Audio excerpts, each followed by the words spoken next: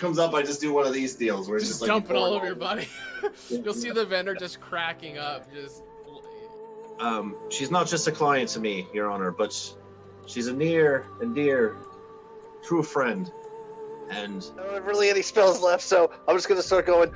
I'm gonna use Prestidigitation to just keep blowing. You got like little joints that they just suck into or something, and they slide in with friction. Or if there's maybe like I can make you some cream Finley. You can dip your tongue in it. You'll be fine. second barrel. It's fine. He's like, I don't care about shit. No disadvantage to this magic bullcrap. Missiles again. You have to breathe. You can try using one. That's not a good idea. I'm actually gonna reach out and pull out the divinity symbol from my shirt and just sort of like, this is an unholy place. Yep. This is the epitome of handling an animal. You're free falling. That's what. Your heart can heal if you just let it. So, okay, how are we gonna work this here? A fair price for a fair bargain of such rare and majestic items. Wouldn't you? What's your total damage? 25 total. Woo! That's a big hit, dude. That is an eyeball piercer. Shit. And then grab onto the wings and try to glide it into the ground. Yes. Okay. She'll slam her staff into the ground and she'll say, Caldivar, then I order you to arrest Cain in the name of the High Temple, and we will end all of session 0.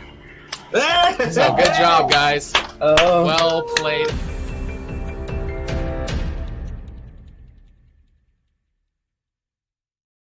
Greetings, fellow adventurers, and welcome to Horsemen of the Apocalypse. We are Twitch affiliates and proudly sponsored by VentureSense. Click the link below, check out their amazing products, and while spending time with us in the chat, obey all the rules and listen to your moderators. While watching our stream, you are earning 2 currencies. HotA points are linked to the mini-games in the chat, and you can use them to buy extra raffle tickets when we give away free merchandise. Loyalty points are used for interacting with our show. You can buy inspiration points or health potions for the Dungeon Master or for your favorite player. There are several Twitch commands that you will need to be familiar with in our chat. Refer to the panel below if you forget them, or ask a moderator for help. These commands are how you play our mini-games, enter the giveaways, or request songs for the channel playlist. If you enjoy our content, clicking the follow button will notify you when our channel goes live. Join the HotA family by becoming a subscriber, and you get several benefits. A custom icon, unique emote, increased chances of winning in all mini-games, access to a private chat room, and free song requests. The following program features adults using adult language. You have been warned.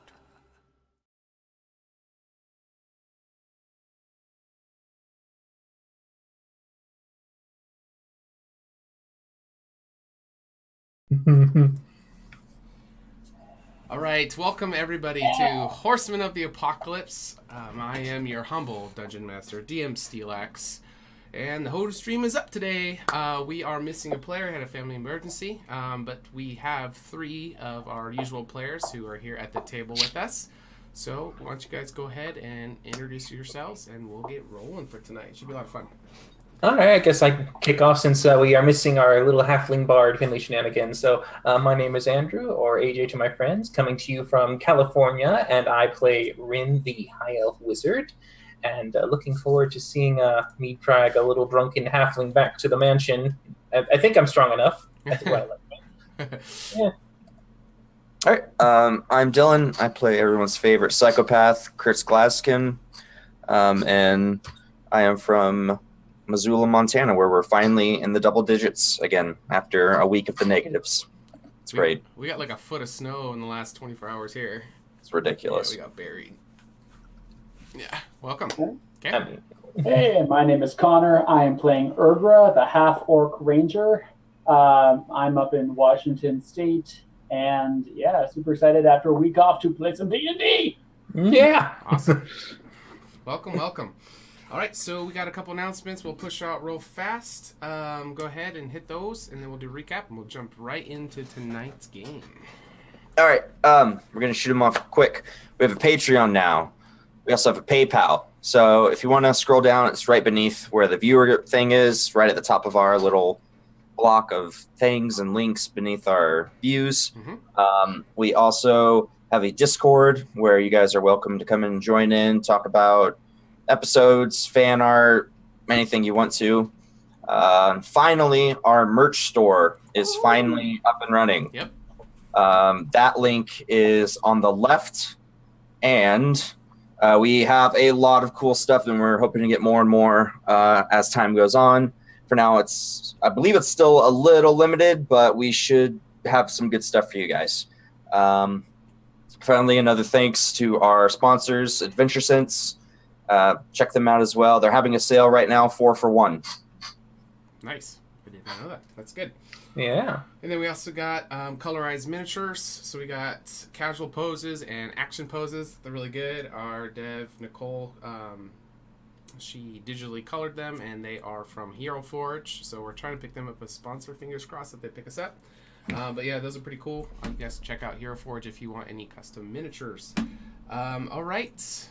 Connor, you want to hit a recap? What did we do 2 weeks ago? 2 weeks ago. Yeah, all right. God, I have notes.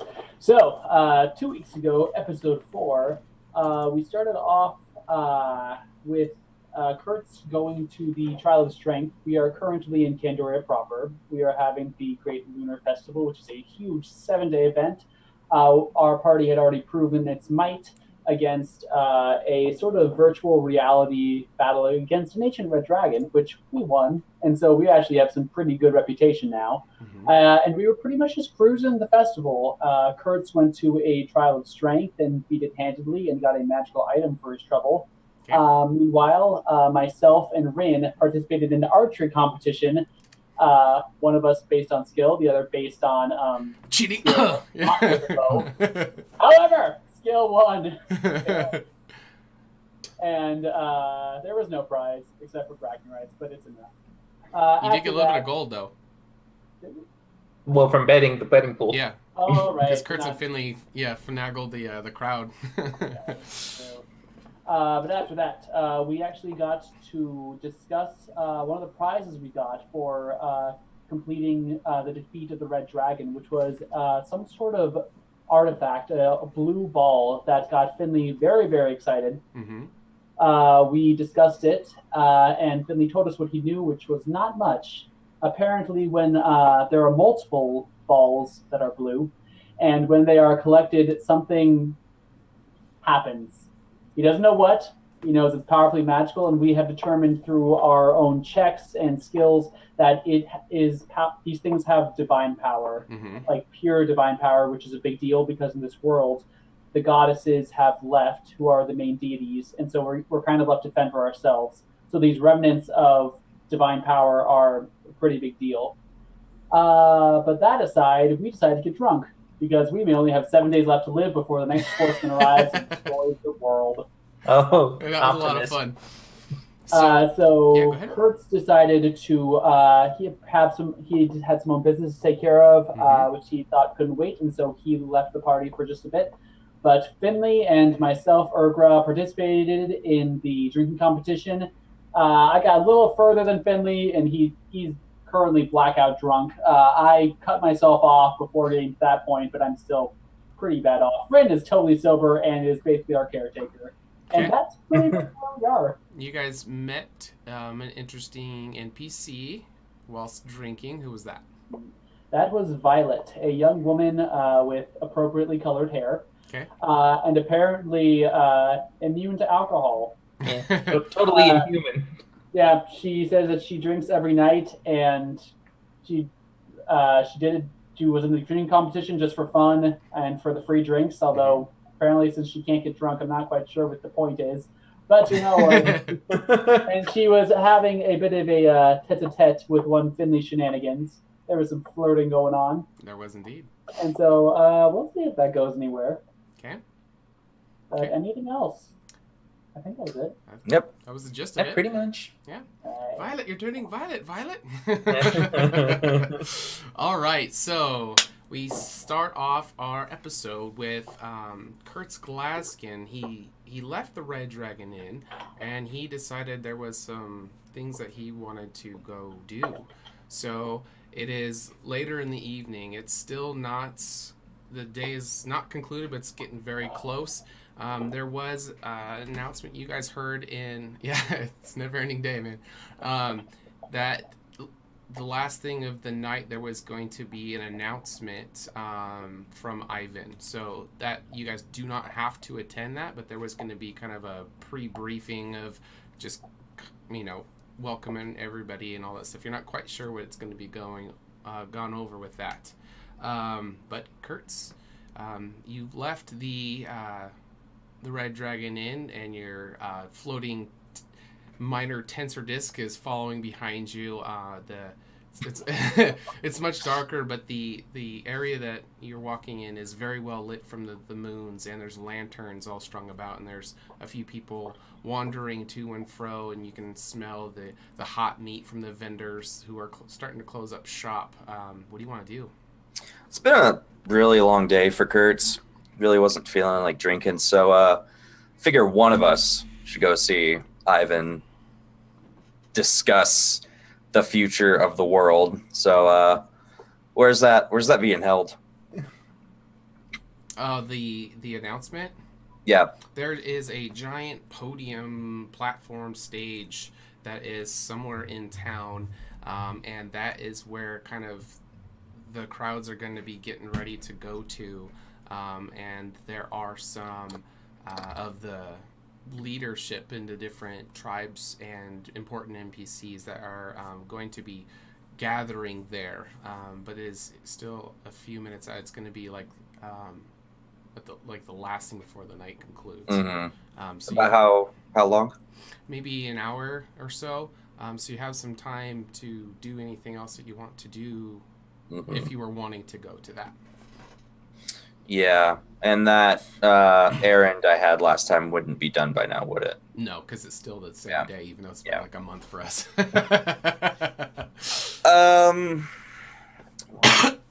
That's going to take a lot of money. Do I know? Let me grab a street rat. Street rat, come here. One of Timmy's street rats. Okay.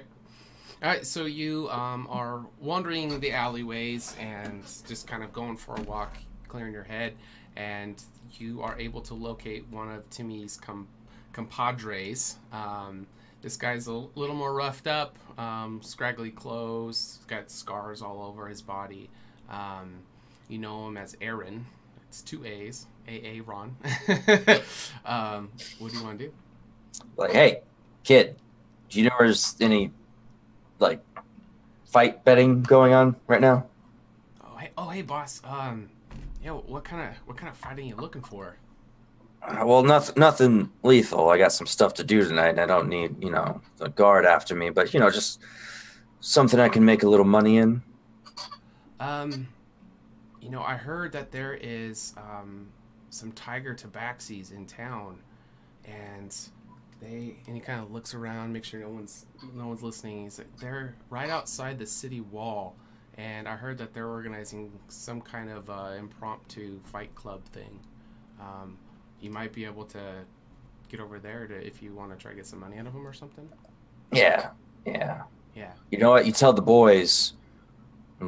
Actually, tell the boys to stay away from that. We don't need you guys picking pockets at a tabaxi fight club.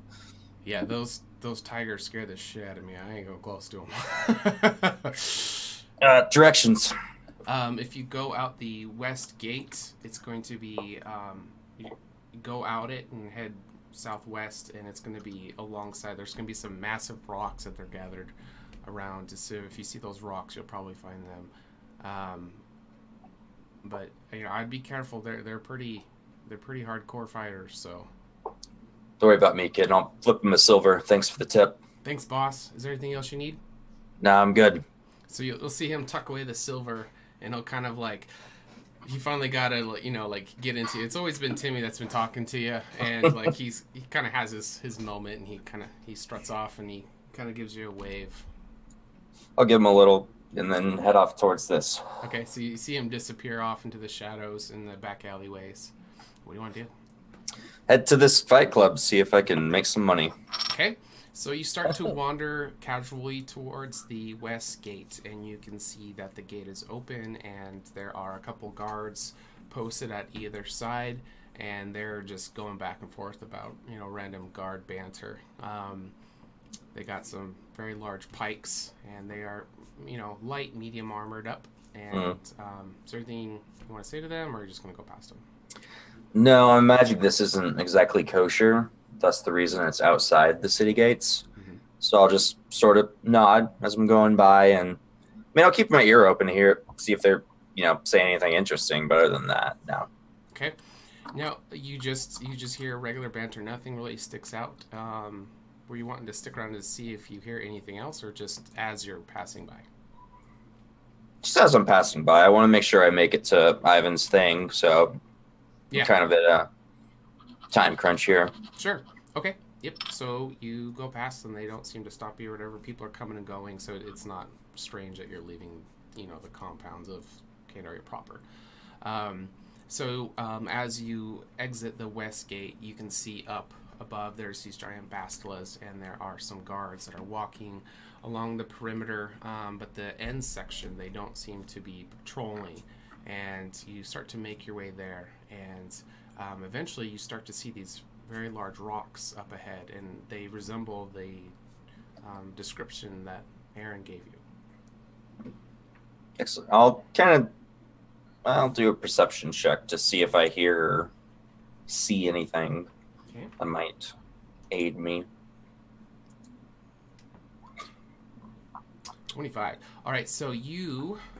It's my best roll so far in this game. It's on a perception check. All right, so these rocks that are up ahead, they're covered in this moss, and the grass is definitely very overgrown over here. It's not kept up. And as you start to get a little closer, you can hear voices of both humans and of what sounds like tiger tabaxis, and you can kind of hear some scuffling and some blows, and some people starting to cheer. They're definitely really into whatever they're doing, but the level of it, they're trying to not be audible, if that makes sense. Yeah. But you can definitely hear people going back and forth, and like as blows and stuff get traded, you can hear yells and stuff. Yeah. I'll head over there and see what I can see, just sort of taking it cautiously just in case this is the kind of thing I'm going to have to either fight or run away from. Okay. All right. I shift the map over. Okay. All right. So we now have the new colored minis instead of the tokens that we had before. You're going to be in the lower left-hand part of the map. Make sure it's assigned to you. Yep. Is it controllable? Yep. It is. Okay. And I forgot to assign your hit points. Let me do that real fast. All right, so you see circled up in this ring, there's a bunch of humans and tiger tabaxis. Now, some of the figures aren't tigers, but they are actually tigers. Roll20 does not have a lot of tigers available. So. Oh, okay. Anything kitty-like. Yes. So I'm going to have to be adding some more. But all right, so you see quite a few people, at least a dozen, if not more. And in the center of them, it's kind of hard to see through everybody because they're kind of crowded up. But you see there is a tiger and a human, and they're trading blows. And you see over a short distance away, there is kind of a carriage wagon, and all the weapons and shields and armor and stuff are kind of all stacked up neatly on there. And as you see everybody in this circle, nobody is armored and nobody is armed. And all the people who look like they are fighting, they're actually all shirtless. Do they have belts on? Yes. Good. That belt of, because I have a belt of fire giant strength. Oh, gotcha. Yes, yeah, they're but they're just their upper garment. Yeah. Okay. So, yeah, what do you want to do? I'll just sort of saunter up. Okay. Casually. All right, and so as you're getting closer, you're seeing these two people they're just going at each other, and the tiger is just demolishing this guy. Just these huge palm strikes are leaving scratch marks, and the man, he's trying to fend off, and they're going back and forth. And every time one of the blows from a tiger lands, you hear all the tabaxi people. They're all like, "Rah!" Screaming, and then when the guy lands in a punch or something, you hear the man. So it's definitely all the humans are rooting for the man, and all the tabaxis are rooting for the tiger. All of these tabaxi here all have the glowing eyes, so it would definitely indicate to you that they are of the Shroud tribe. Oh man, it's gonna be a real political upset when I beat this guy's ass. I'll sort of just walk up to this guy and sort of tap him on the shoulder and lean in. Okay. Who's the cat? Oh, he's I'm not sure his name, but man, and you hear roars as the tiger beats one final blow on the man. He falls down to his knees, and his face is just covered in blood, and he starts to tap on the ground. And a couple of the other tabaxis walk in, and they raise the arm of the tabaxi that just beat down the man, and they all start to yell, and he looks down at the man, and you should think twice before you ever try to challenge Shroud again. And he just lets up this large roar. Makes me think of a motorbike. I'll just kind of still talking to this guy. What's he look like, by the way? There's nothing substantial about this guy. He just looks like a normal commoner. He has his shirt off, so it looks like he may be wanting to join in with this eventually. I'm trying to pull something up real fast.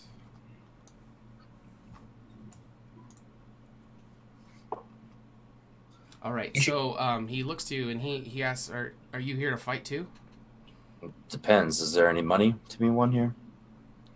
This is definitely not normally for money, but it's more for just proving ourselves. These Shroud, man, they come in here and they always talk shit, and they try to always make us feel bad. We're trying to find someone who could put them in their place. We have some good fighters, but man, these beasts are just incredibly strong. Do any of these guys look like any of the guys that were at the Call to Adventure? Oh, what you're saying, like for the other humans? Yeah. So you kind of start to pan over all the humans, and you actually don't recognize any of them as adventurers. Go. All right. Is the cat still gloating? Yeah, he's up in the front, just like no human can take down a Shroud. I'll just walk in and just brush past him, pick the guy up off the ground, and pat him on the back, and then turn to face the tabaxi. Okay, so as you kind of help this guy up, you see he's just covered in blood. One of his eye sockets is definitely like broken, like the bone structure of it's broken, and the eye's not like hanging out, but it's definitely like not in the place it's supposed to be. And I'll just sigh, grab my amulet, cure wounds, fix his eye. Okay. So a surge of magical energy goes from the necklace through your hands to this man, and his face starts to get restored, and he just looks up and kind of wipes the blood off, and wow, thank you. Who are you? Kurtz Glaskin. Kurtz Glaskin.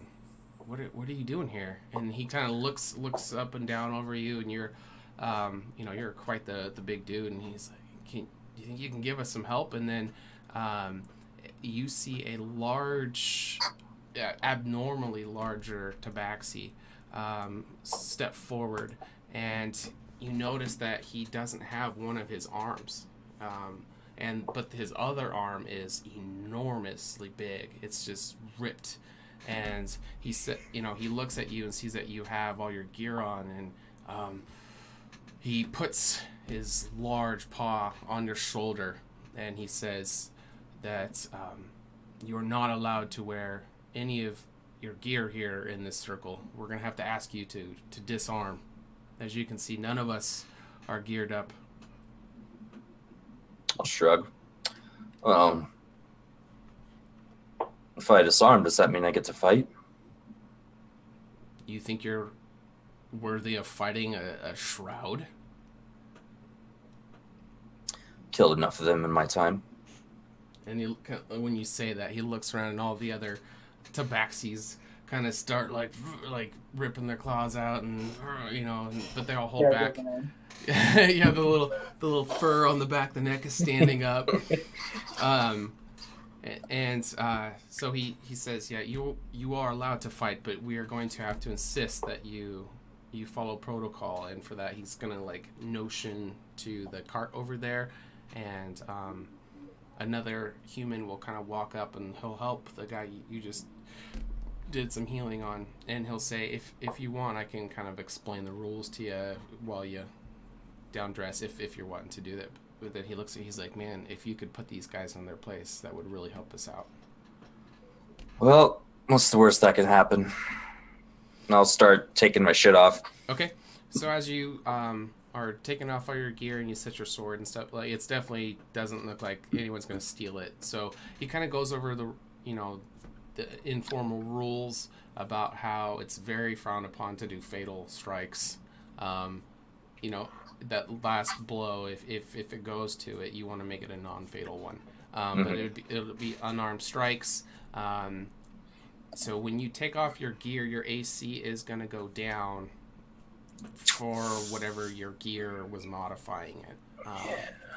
Plus dex. Yeah, just your dex. Oh dear. 11. So you will, if you choose to fight, it's always going to be a one-on-one, and the fight ends with knockout or tap out. Oh, too bad Rin couldn't cast that mage armor on you. Yeah. And then let's see what else. So you'll get an unarmed strike per appendage that you choose to utilize. Any AC from gear is removed. So they pile the gear up on the wagon. Abilities are gonna be allowed, but again, Good. recommend to not deal lethal damage. Grappling is also allowed. The kitty's got claws. And unarmed is just strength plus nothing. 1d4. Yeah. Because I don't have any of the feats. I think it's just actually for non-monks, it's just 1 plus your strength modifier. Off the top of my head. Oh god. I know it used to be a thing where it was it was half of a D4, so it's like I've also heard that. I've played both ways. Yeah. It's gonna take a while. I recall a time when 2 barbarians were fist fighting while raging. Oh my god, that would take a It took a while. It took a while. Okay, so yeah, you're good. Take your time. Yeah. Okay, so he steps aside. That guy is going to be brought over by the rock so he can kind of chill. Chill. Yeah, it's just 1 bludgeoning plus my strength armor. Oh, so he's versing the one-armed cat first. Oh. So, so you can definitely tell that the guy that's in front of you, the tabaxi, the one-armed tabaxi, is definitely kind of the ringleader for this event. Yeah. Let's see. Ha! Okay. Okay. I'll be all right. Okay. All right. So he is kind of circling around in the middle while you're taking off your gear, and then the guy who came with you to kind of explain everything, he asks you, who are you gonna challenge? While I'm taking off my armor, would that take more than a minute? Yeah. I will use know your enemy. Okay. Starting at 7th level, you spend 1 minute observing and interacting with another creature outside combat. You can learn certain information about its capabilities compared to their own. Ooh. DM tells you if the creature is your equal, superior, or inferior in regard to. Okay. I'll look at the guy who just broke the dude's eye socket. Okay. And I want to know strength and armor class. Okay. Let's see. Strength. What is your strength at? 27. Oh my god, yeah. So No, 25. Excuse me. Yeah, you're about doubled his strength. Okay. And what's your AC at right now? 11. 11. So it's going to be about the same AC. Okay. I'll point to the guy who just broke the dude's eye socket. I'll be like, him. Okay. It's like, all right, I'll go see if he's willing to fight you. And he kind of walks off into the circle, and you can see the one-armed tabaxi guy kind of rejoin around the circle, and he is talking to the guy who, the tabaxi who you're observing.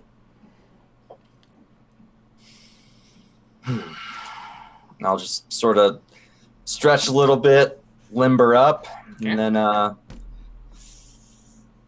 get ready for this shit. Okay. So as you approach the center of the ring, your opponent, he is about ready to face off with you. You guys are on either side of the circle. So you can see all of the humans that are there. They're all chanting for you. The word they passed around, is Kurtz. So they're Kurtz, kill him, Kurtz. Not kill him, but like get him, Kurtz.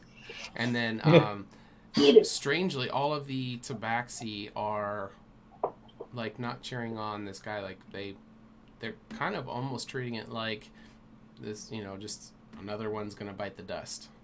No. Well, let's hope not, because my rolls have been shit so far, but it's been a while since I've injured anyone in this game, so. Okay.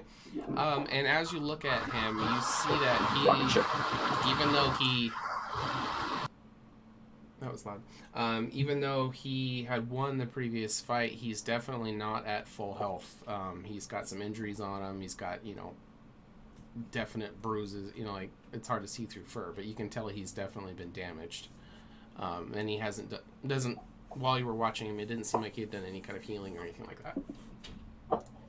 I'll just ask him, just sort of while I'm walking into the ring, like, look a little beat up there. You sure you want to do this? You can kind of see him kind of growl, and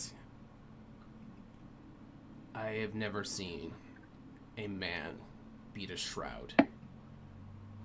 I don't think you're going to be any different today. Right before the fall, pussycat. Let's do this. Okay, so one of the people around the ring, they all, begin fighting, and you see him start to charge forward. We don't. Give me a flat D20 roll. Oh, no initiative. Yeah, and if you're upper half, I'll let you go first. Okay, 10. That's a tiebreaker. Okay, yeah, I'll let you go first.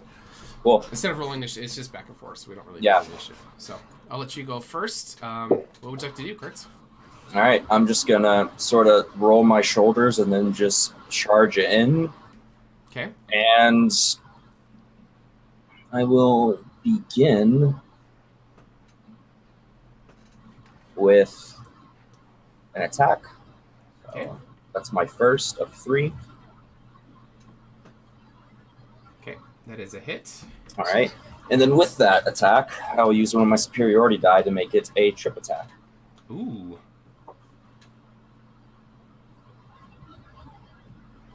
So it has to make a strength saving throw. And I add a d12 to the damage. Okay. He is knocked prone. All right. So these other 2 attacks are going to be with advantage as he's on the ground. Okay. So you've done 11 damage so far. Okay. So as you charge in, you get the first strike, and you knock this tabaxi right on his ass, and he kind of falls forward onto his hands and knees as you just start pummeling on the back of his head. Second attack is a hit with additional 8 damage. Okay.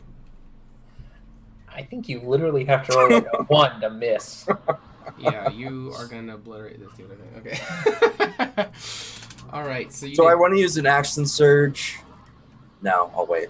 Okay, so you just do a series of 3 strikes right to the back of his head, and you can just see like each blow, him just getting lower and lower and lower, and he stumbles a little bit, and he gets up, and you are right up on him now. Okay. Yeah. So you can see him stand up, and he does a series of 2 attacks. Let's see, where is...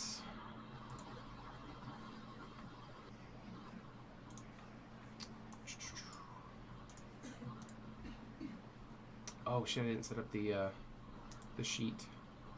Hold on, sorry. Plan B.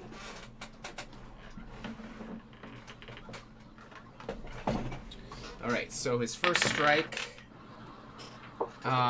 He is still kind of blundered from the onslaught of blows to the back of his head, and he just kind of just pawing around, and he missed. And his second strike is actually terrible. So, so it actually throws him off balance, and you can see that there's an opening with that one where he kind of critically missed you. What do you want to do?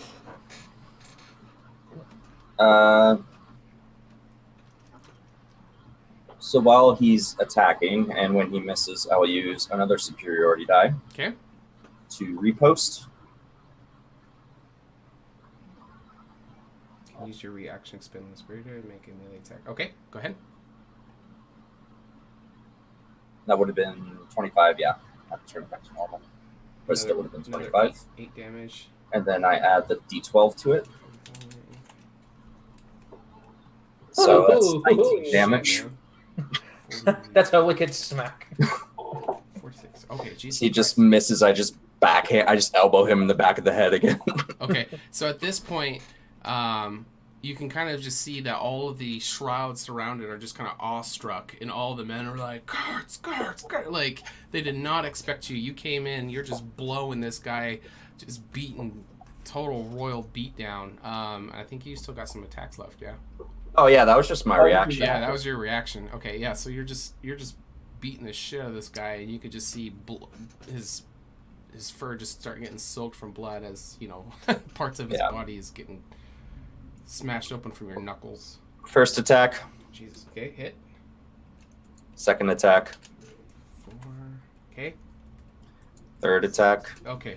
So, all right. So at that third blow, you just see his body just go limp on the ground, and it's just kind of twitching, and the life that was in his tail just kind of subsides as it falls to the ground, and you see 3 men just come up, surround you, and they're like trying to lift you up, but you're a heavy dude, and it's they kind of like cheers for Kurtz. And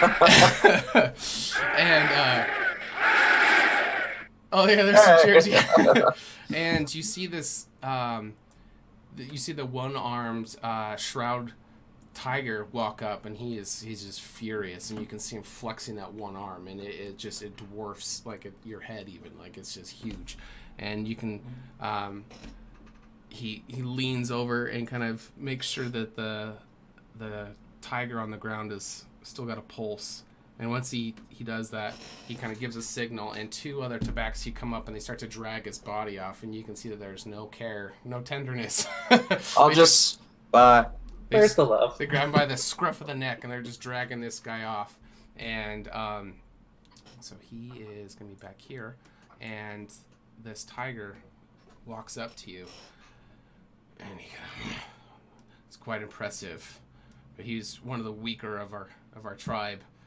You think you could take me on? I'm just a little confused because I thought that no human could beat a shroud. But I'm pretty sure I just handed that kid his ass. Well, that you did. My name is Savage. What was your name? It's Glaskin. I'm one of the elite warriors that are here. I challenge you to the next fight.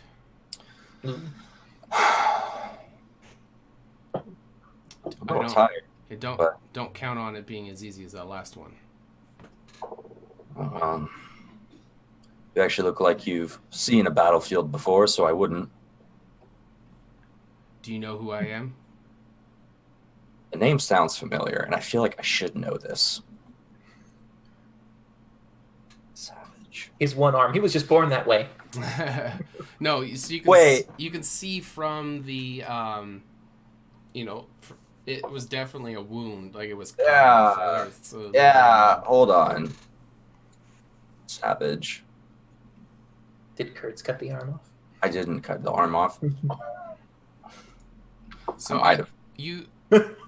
Whether or not you remember, Yeah. Kurtz has definitely heard of this guy. So he is a very, very fierce warrior who's a higher rank in the Tigers. And the Tigers, are unlike the rest of the Shroud. The rest of the Shroud are very dexterous, very quick striking, and don't focus on strength. But the Tigers are the caveat to that norm. They focus on brute strength, and they do a lot of strength training, and they are not quick and nimble, but they are very, very strong. So they take a lot of pride in that. You would know that the relationship between the Tigers and the Bane is the only kind of good one out of all the Shroud. Because of the emphasis on strength, there's kind of a mutual respect, while the rest of the Shroud don't care about the strength side, so there's not that. Just kind of sigh and kind of look him up and down. Inside my head, fuck.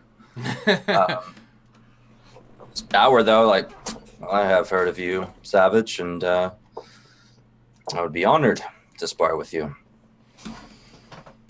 All right, so he will accept your challenge, and he challenged me. Fuck that. Well, yeah, well, you know what I mean. Like he will. If I could get out of this, I'm getting out of it. You could, if you wanted to walk away, you probably could. Yeah, but then I'd be a bitch. Yeah, exactly. Everybody there. So as you are backing off, the guy who's standing behind you, and he's kind of like wishing you the best of luck. But he kind of whispers to you, he's like, man, if you could take this guy down, you're gonna make all of us look good, and like we put them in their place. We'd really appreciate it. And then he starts, giving you the man talk, like, you got to, kick his fucking ass. I'll just kind of like I am aware, but I might not have this.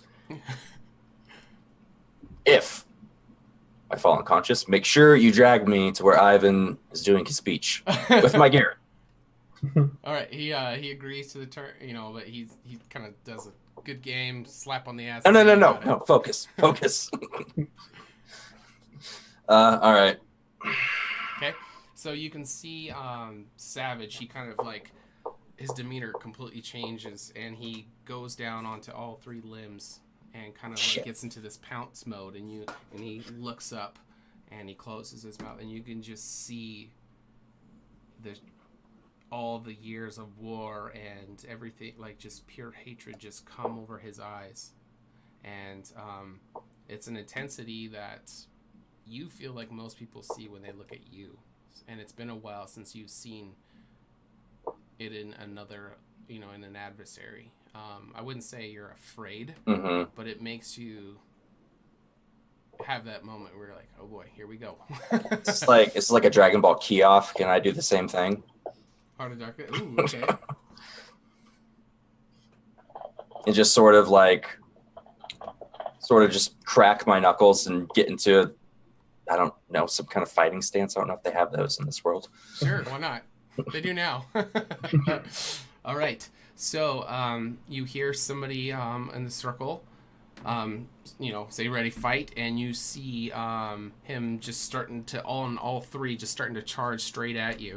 And he, before you know it, in a blink of an eye, he is right on your ass, and he starts to... Yeah, you hear some roaring, and you just... That's almost drinking through a straw.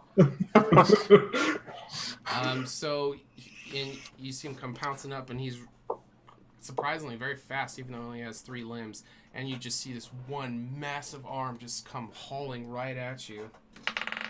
And, oh shit, yeah, it totally hits you. Okay. And it's 10 AC. It's 11 to beat. 7 damage straight to your face. How much? 7. Okay. Oh, okay. Would that be minus?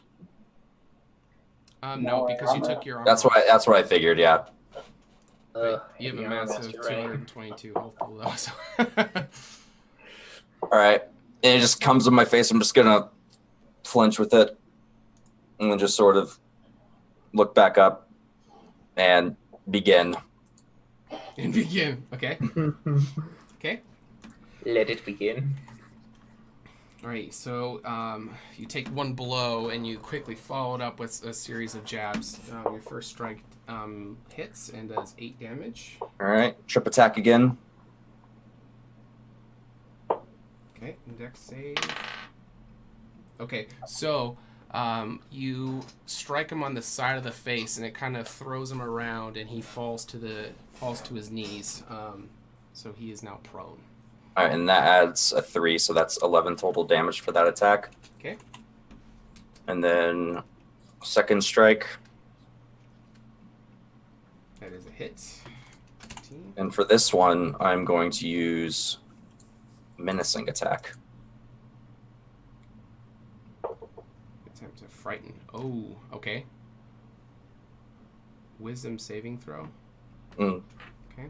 And my AC for that is a DC for that's ridiculous. Probably like 19, because proficiency 6 plus con. I rolled an 18, so we'll see. Ooh. 8 plus proficiency. And I will actually give you advantage since you did Heart of Darkness. Okay. Sweet. So he has disadvantage then on the save? Yeah. Okay. So 18, second one was 12. That's 14 plus 7. 21. 21. Okay. So That's like Red Dragon frightening. Not quite. Close. So he got one strong blow and he was expecting to knock you prone, but then you kind of parried it and you just, you're starting to unleash a series of blows, and your eyes meet and you see the terror face that he kind of started with very quickly disappears, and he's caught off guard, and you can see that he is somewhat frightened of you. And then add a 7 to that damage. Okay. And one more. And that one hits as well. All right, and then while he's sort of on the ground, I'm just going to step over him, drop a knee into his gut, and say, "It's not over." And I'll use second wind. Or action surge. Oh. And you can see the mixed reactions of everybody in the crowd between cheers and roars, and everybody is just kind of pandemonium. The circle is kind of closing in, actually. Like, people are like, holding each other back. Someone's wanting to intervene, but it's very, very much enforced. It's a 1v1. Like, nobody can actually get intervened, but they're seeing, these Shroud are seeing their commander starting to get his ass handed to him. First attack. Okay. Jesus Christ. Okay. This is just me making up for all the rolls for the session so far. Okay. Second attack. Oh, no! Oh, okay, that one missed. Okay. You spoke too soon. Oh, jeez. All right, so your two options. Your attack is wild and allows enemy in melee range an opening. As a reaction, enemies may make an opportunity attack against you. The fucking first one. Or you trip. Okay, first one? Yeah. Okay, so he will make a attack against you. Does that still hit, though? What is your AC? My AC is 11. 11? Alright, so he is going to hit you, but I'll let you continue your... You had one more attack, or was that the third? That was my second, but does that attack hit? 14? With a 14? No, it's a critical miss. Okay. Yeah. All right, last attack. I was hoping for a crit. There's no justice in the roll 20. That's like the only way you could have missed when he's prone is double. How much damage did I take? You took 11. Okay. Oh. Okay, so you're just a series of blows and kicks and stuff, against your opponent. And you can see him kind of use the one arm and kind of, not like a push-up, but he, does the push-up action. And he lands straight on his feet, and you can see him come in. Go ahead. Quick thing. He has disadvantage against attack rolls on me because he's afraid. Oh, good point. Okay, we'll re-roll the other one. Okay, so the last attack then missed. Okay. So I forgot about that. And you can see a super fast and furious punch come straight at your gut. At disadvantage though, 16 and 14. So it is going to hit. Okay. And we'll use the 11 damage from the previous one on that one. All right. All right. And he is going to try to grapple you. Mind me, bro. So it's going to be a strength athletics contest. And he did terrible. Well, Kurt's. That's your modifier plus 20. 17. Oh, you're so totally good. All right. So with the difference between the two, with him coming in to grapple you, will actually allow you, if you want to, reverse the grapple onto him. Unless you don't want to. I think of what that would hit me. Would I be able to choke him out? Yeah. Okay. So we would do strength athletics versus probably con for him. Okay. Yeah, I'll reverse the grapple and try and choke him out. Okay. And with your modifier, it's probably going to succeed. So, and he's only got one arm to try to fend you off. So he tries to get his massive arm up into, but but you're able to swing your arm around and just flex as hard as you can. What is your intention with the choke? I just want to choke him out until he either taps out or passes out. Okay. So, let me give me a flat D20 roll. I rolled a 32. Yeah, this is for the next thing. Give me a flat D20. A 15. All right, so you are, as he wiggles, you wiggle, and you're, this is not the first time you've thrown down. It's not your first rodeo. So you are, you've just mounted the back of this tiger, and you've got this arm wrapped around, so you're behind him, and you got your arm wrapped around his neck, and you just are unrelenting and just squeeze harder and harder and harder, and he's trying to strike at you, missing because he's only got the one arm, and you can slowly start to feel him slowing down, and he falls to a knee while you're still choking him out, and you can kind of see that the ferocity in him is very quickly starting to subside, and you can hear like the tabaxis yelling back and forth, like protesting that you're using cheap tactics, but it's all fair in the fight ring. So, what do you want to do? I just want to keep choking him out till he taps out or passes out. While I do, I just want to stare at the loudest, most annoying tabaxi with Heart of Darkness, and just keep staring him in the eye while I choke out his general. All right. So it does not take very long, and the tiger gives up the fight, and he taps on the ground. Immediately, I'll let him go. Okay, so you can kind of see him step back, and the anger. Well, I'm out of focus. Come on, camera. Be good to me, camera. Come on. There we go. He turns to you, and his tail's flicking around, and he kind of grabs it, and you can see there's a particular ring around this tail, and he looks at it, and then he looks at you, and he's kind of coughing and choking a little bit, and he looks at you, and he says, I have never been beaten by a man before, and I must honor you in this moment. And he turns to the other tabaxis, and he kind of gives this commanding roar, and they all take a knee, and yeah, it's very strange. You're like, what? And he kind of pulls you to the center, and he raises your arm up. And what do you want to do when he does that? I don't fucking know. Just let him do it. And I'll just nod to all of them. Like, am I supposed to give a speech or something here? You don't have to do anything if you don't want to. I just didn't know if there's something you wanted to. Yeah, I'll just look to everyone. I'll be like, we have only a few days until the Horsemen come. Eat each other if you're going to fight each other. Okay. So he will take his one arm, he's kind of choking a little bit still. He will raise your arm up, and he'll turn and looking at all these other tabaxis, and He'll say, "This man has come in here and defeated us rightfully. You will all refer to him now as the Contender." And you can hear all of them kind of roar from their knees, and all of the men just kind of circle around you, and they're like, "Oh, you did awesome! Oh, great job!" You know, and they're kind of trying to pull you away, but the tiger is still holding up on your arm. And me, I could have been a contender. Contender. So you have just earned your first adventuring title, the Contender. Hey. I'm special now.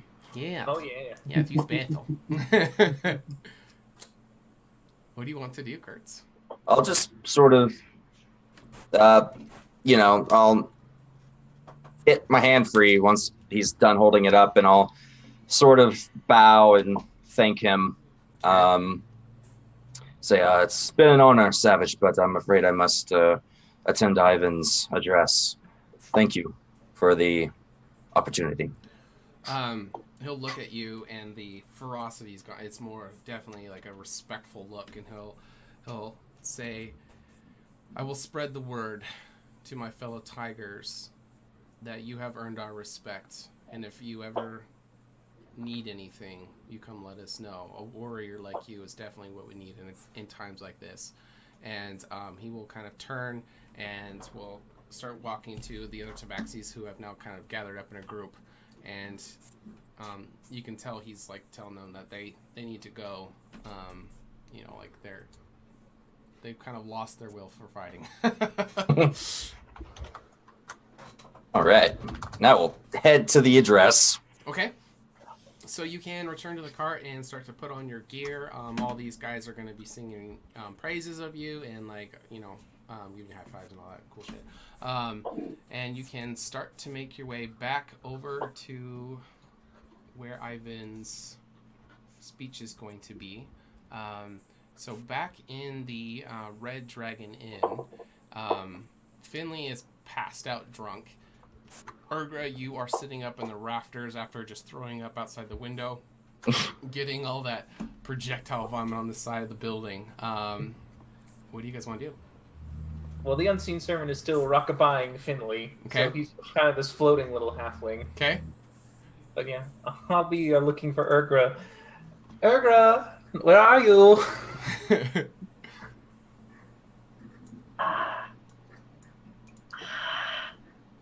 Urgra? What? I'm going to take Finley back to the mansion so he can sleep this off. Would you like to come? Yeah. Okay. I'll be at the door. And I'll walk over to the door, waiting for wherever she's going to pop out from, and then... Yeah. Yeah, she's going to try and drop. Can I do an acrobatics check with disadvantage? Yeah. Splat. Let's see what we get. Oh, crap. Oh, okay. Roll the critical failure. Let's see. Oh, Jesus, no. Oh, where is that? 2 broken bones. There's attack, critical failure. It's not an attack, that's a skill. Yeah, I think there's Yeah, a skill one of one those? as well. Oh, I don't have that popped up. Can you roll it for me? Let's see where it is. Saving throw, critical failure. Yep. Good. Yeah, Here, I can do it for you. Okay, thanks. Thank Would you. you like an open wound or lose an ear? What the fuck? Okay, hold on. So for viewers, you can read it. I mean, I guess number 1, I'm not losing a freaking ear over this. Okay, so as you drunkenly jump from the rafters, you totally eat shit on your landing and you get an open wound. So you lose 1 hit point every hour. The wound persists. The injury heals if you receive magical healing. Someone can tend to the wound and make a DC 15 medicine check. Holy crap. After I really regret not taking medicine as a skill now. Yeah. So, yeah, Eat a good berry. What kind of injury do you Yeah, want? Yeah. Oh, that looks bad. Are you all right, Urgra? She sits up, she's on her knees, and you see her feeling her face, making sure her nose is straight, checking her tusks, making sure they're intact. and she spits some blood. It looks like actually one of her tusks punctured through the top of her lip, Okay. Ooh. and that's where she's actively bleeding. Okay. Okay, hold on. And she's gonna reach into a packing, take some good berries, just like scarf them down, and just Okay. rub the juices over her lip. That minty freshness. Okay. Stings, but it works. All right. No one saw that. Let's go. Well, I think everyone saw that, actually. No one saw that. Don't worry. You didn't see anything. Finley didn't see it. At least he won't recreate it for us later. Okay. Let's get you back to the manor. You can lay down a bit. Okay. But do you mind if we detour a little bit? I need to go to a fountain real quick. Sure. All right, thanks. All right. Okay. Nearest fountain. Here we go. All right. Where is it? Your unseen servant is carrying Finley's passed out body. He's just kind of flopping around as he, rocking him as he walks. So you just see this levitating. Yeah, levitating little guy. Yeah, he's got the anime bubble coming out of his mouth, Right. And there is a fountain in the center square where the. All right, perfect, excellent. So I'm going to walk to the fountain, and I'm just going to, for just a second, go and poop out a little wooden barrel that's going to be 3 by 3 by 3. So it's a big poop. Poof. I heard poop. I did too. I was like, Jesus. All right. Okay. Poof.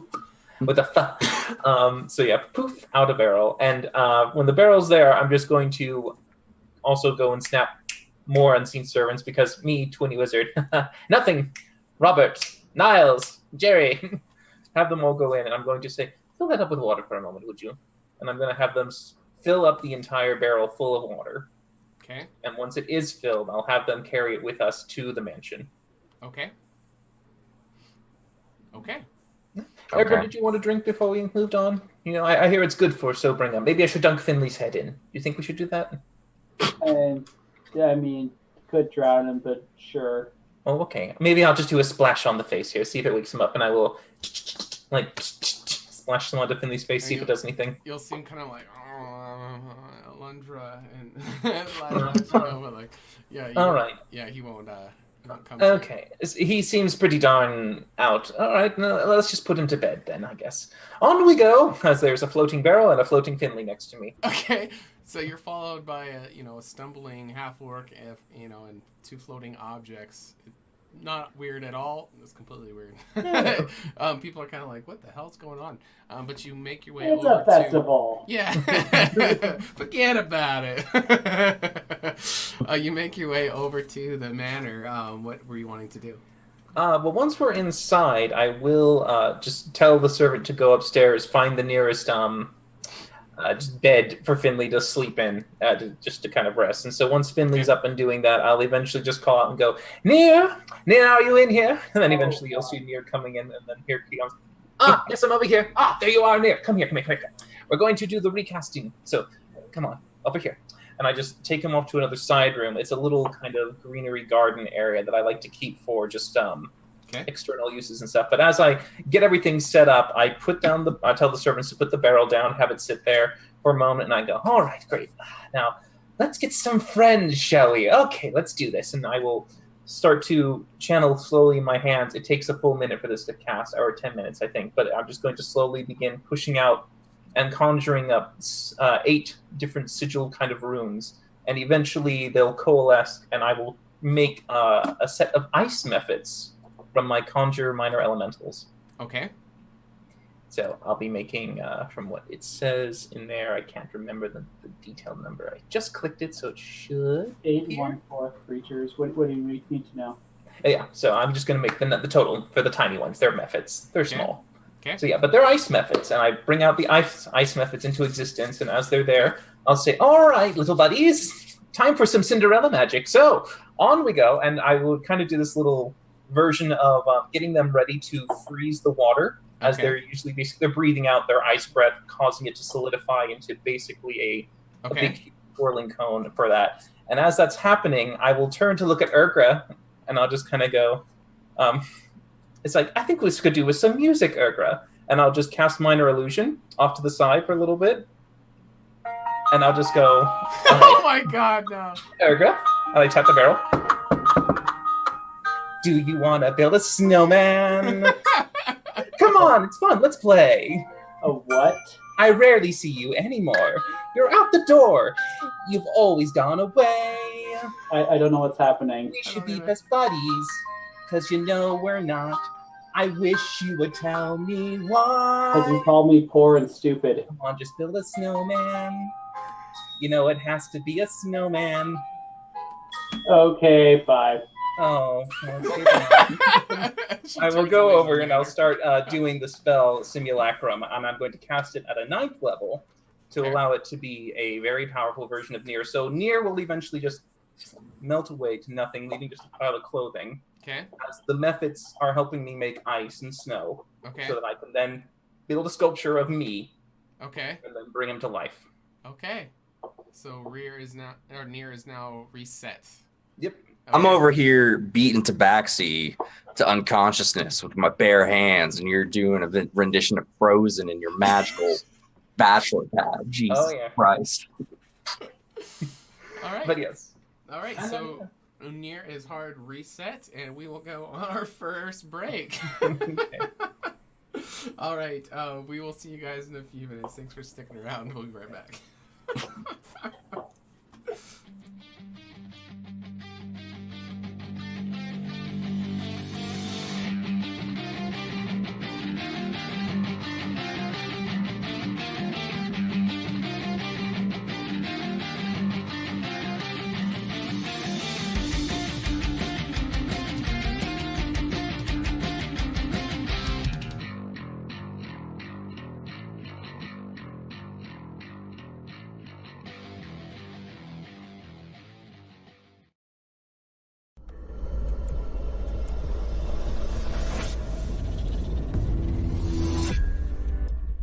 It comes up, I just do one of these deals where it's Just just, dump it like all over your body. You'll see the vendor just cracking up. Just.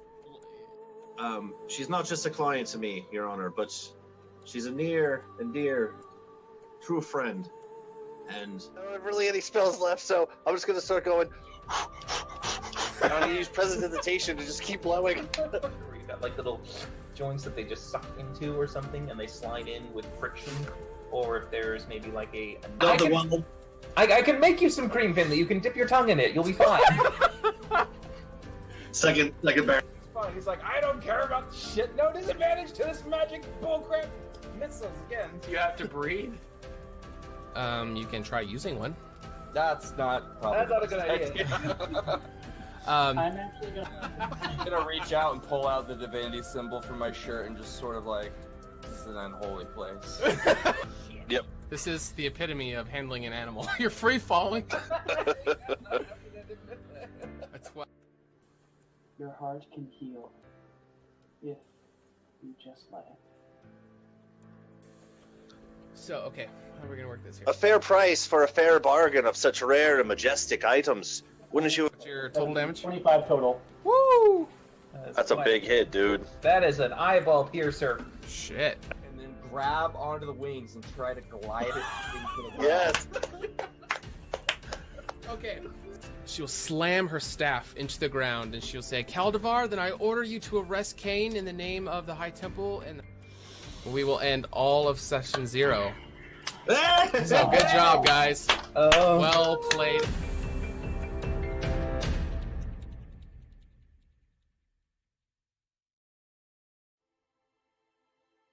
Hello there, everyone's favourite halfling bard, Finley Shenanigan here.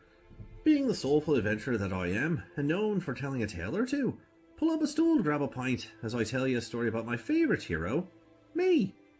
In my years of travelling, I met people of all walks and cultures. Although the horsemen coming didn't affect me directly, I saw the toll they left behind. The destruction and devastation these villainous beings left in their wake sparked something within me. How was I, Finley Shenanigan, to become the greatest, most legendary bard that Kandori had ever seen, if no one was around to behold my glory? More importantly, where is Alundra? When will she be back? And what will she be wearing? Hopefully something revealing. Anywho, setting on my journey, I shared my glamour with those who had never witnessed such pure, unadulterated excellence before. My legacy was to replace their despair and unite the people for the war yet to come. In the end of the day, everyone can be a hero. Everyone has a little adventure inside of them. And if you don't, would you like one? Ah, salutations. I am Rin Anoran, historian of Candoria, renowned problem solver, an elf of esteemed conscience. When I became of age, I set out as a Rena and departed from my home of Othalos to the city of Egoras to study the arcane arts. With some difficulties. All right, we are back a little early. Thanks for sticking with us, everybody. All right, so Kurt's kicked some Shroud ass, and then we have Ren playing Frozen over there inside the manor. What do you guys want to do? Whatever happens in the manor stays in the manor. Yeah. So, Yes, so Urgra, I don't think you've ever seen anything like this before. You just see a bunch of these ice methods just materialize and freeze this statue, and you see them carve it up, and you're still a little drunk. How do you take this whole this whole situation? I mean, do you want to watch it? It takes a while. I mean, I think she's watching. Yeah, she's probably just gonna find a couch and just like sit and kind of like lay down and just like kind of watch with one eye open. Okay. You're probably gonna pass out. It takes me 12 hours to finish the simulacrum. Oh, so it's not. Oh yeah, 12 hours? 12 hours. Oh, so this you're is still literally in all the night. Okay, so you're probably not gonna want to stand there watching for 12 hours. Run as long I mean, as you she's can. gonna fall asleep eventually, especially if nothing interesting is happening aside from him saying mumbo jumbo. Okay. With visions of sugar plums and methods. So there are lots of comfortable rooms. There's 100 servants to tend to you. So are you wanting to stay in the manor and like go to bed, or are you wanting to go back out? Oh yeah, she's gonna pass out. Okay. Just right there in that chair? Yeah, she's gonna Okay. lay down on the couch and pass Okay. out. There's, that fireplace that was there earlier. You find a really comfortable spot where it's keeping you warm, and you just slowly start to fade off, and getting some much needed rest. You had a long day today. Ren, you're going to be occupied for quite some time, so we will pan over to Kurt's. So you donned all your gear, and you got that small little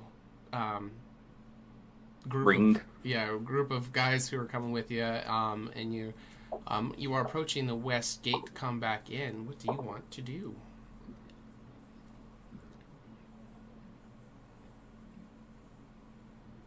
What?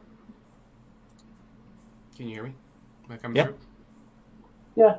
So you're coming back into the west gate. What do you want to do?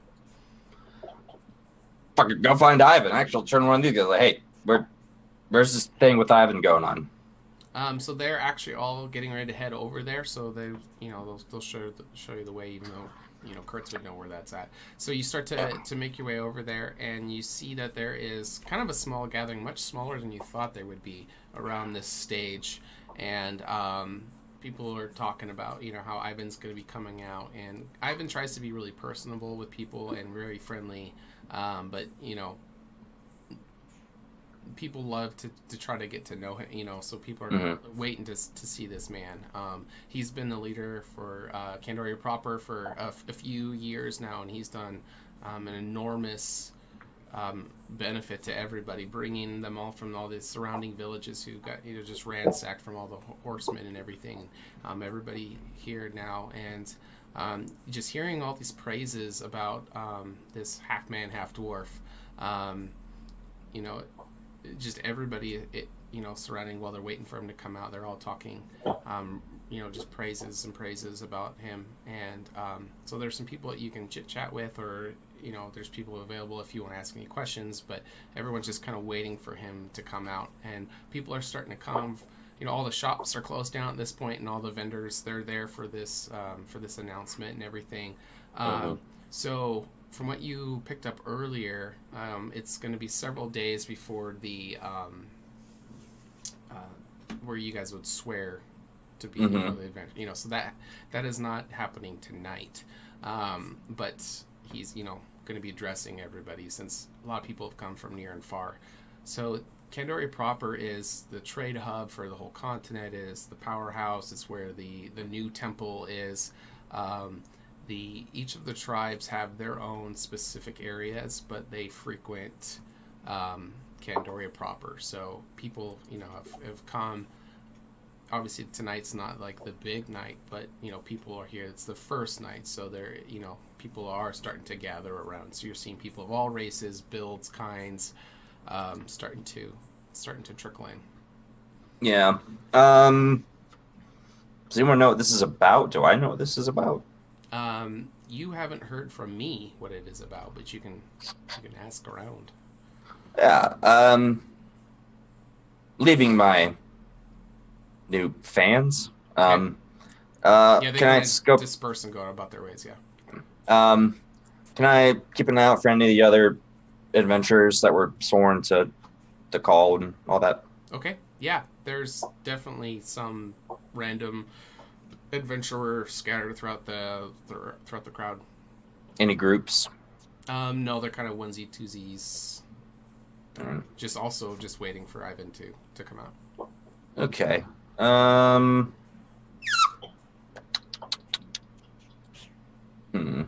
There is a small group of bards that are approaching on the stage, and they're starting to play some music, starting off slower, and, you know, starting to get a little bit louder, you know, as time goes on, and it's starting to almost get to the point where he's going to come out. I'll walk up to one of the adventurers and just sort of, you know, what this is about. He'll turn to you and, you know, greetings, friend. My name's Dimitri. What was that? I didn't hear you. Chris Glaskin. Do you know what this is about? Well, Ivan is about to come out, and he's just gonna kind of, I think he's just doing a greeting and you know, welcoming everybody. He might be announcing something, so that's kind of why I'm here. It's just in case he puts out any important information. Well enough. Are you answering the call by yourself? Yeah, I'm a freelancer, kind of a mercenary. You happen to know a half orc, about 8 tall, blue eyes? No, I've never heard of this Okay. person. Good to know. Is he a friend of yours? Should I know him? Her. Her. Probably not. You probably shouldn't know her. It's probably good that you don't. Well, good luck, and I'll just walk away. Okay. And you saw, like, around his belt, he had, like, you know, 7 or 8 daggers that are all these different shapes and stuff, just kind of draping from his belt. Someone has to make up for something. Says the guy with, like, the 5-foot long sword. Yeah. Okay. So, the bards stop playing, and they one of them kind of takes center stage, and he announces Ivan D-Dove, ruler of Candoria proper, and these curtains kind of part out, and you see the short man kind of come out, and he takes center stage, and he's wearing a very formal outfit. Still got the wolf fur around him, but it's, you know, this is the nicest you've ever seen him dressed, and he kind of looks around at everybody, and you see he's just smiling, and he says, "Welcome, friends and family, and I'm glad you could all make it out to for the Lunar Festival, and as you know, we have very important time ahead, and I can see throughout the crowd many of you are here to answer my call to action, and I just want to take a moment to acknowledge and thank you. All of us need to stand together and remember the unification that we once set out for, and I think your presence here is our first big step towards this. And you can kind of see him just close his eyes, and his hands go over his heart, and he looks out again, and he says, "It truly blesses me to see all of you here, and we have some exciting new events. We have a lot of adventurers that are here, and we are going to get to see them in action and prepare for the Horsemen. As you guys know, I have summoned the leaders from all the tribes around, and we are going to be doing our war council in a couple days, and we're going to be discussing the final details of our plan to prepare for the Horsemen. After that meeting, we will put out the details so everyone can know what to expect. Take this time to have fun and enjoy everything that we've prepared for you guys. But don't forget the reason why we are here, and that is to prepare for the fourth Horseman. But I'm confident in everybody that we have and their abilities to be able to stop this creature. And he kind of turns to the bards, and they start to play again. And before he walks off stage, he says, I know many of you were waiting for an announcement, but that will come after the War Council. So everybody, enjoy yourselves. Thank you for coming, and you will be hearing from us shortly. And he will turn and disappear behind the curtain, and the bards will start playing. And there's a lot of mixed reaction to everybody in the crowd. A lot of them were expecting something to be something else besides just a welcome. What do you want to do? Fucking yeah, I was expecting something more than a welcome too. Yeah, it's very strange that he didn't. And you've gotten to know Ivan a little bit, and I think you would be able to tell, like, he was putting on a public speaking, face and demeanor and stuff, but you could tell that something was maybe a little bit off.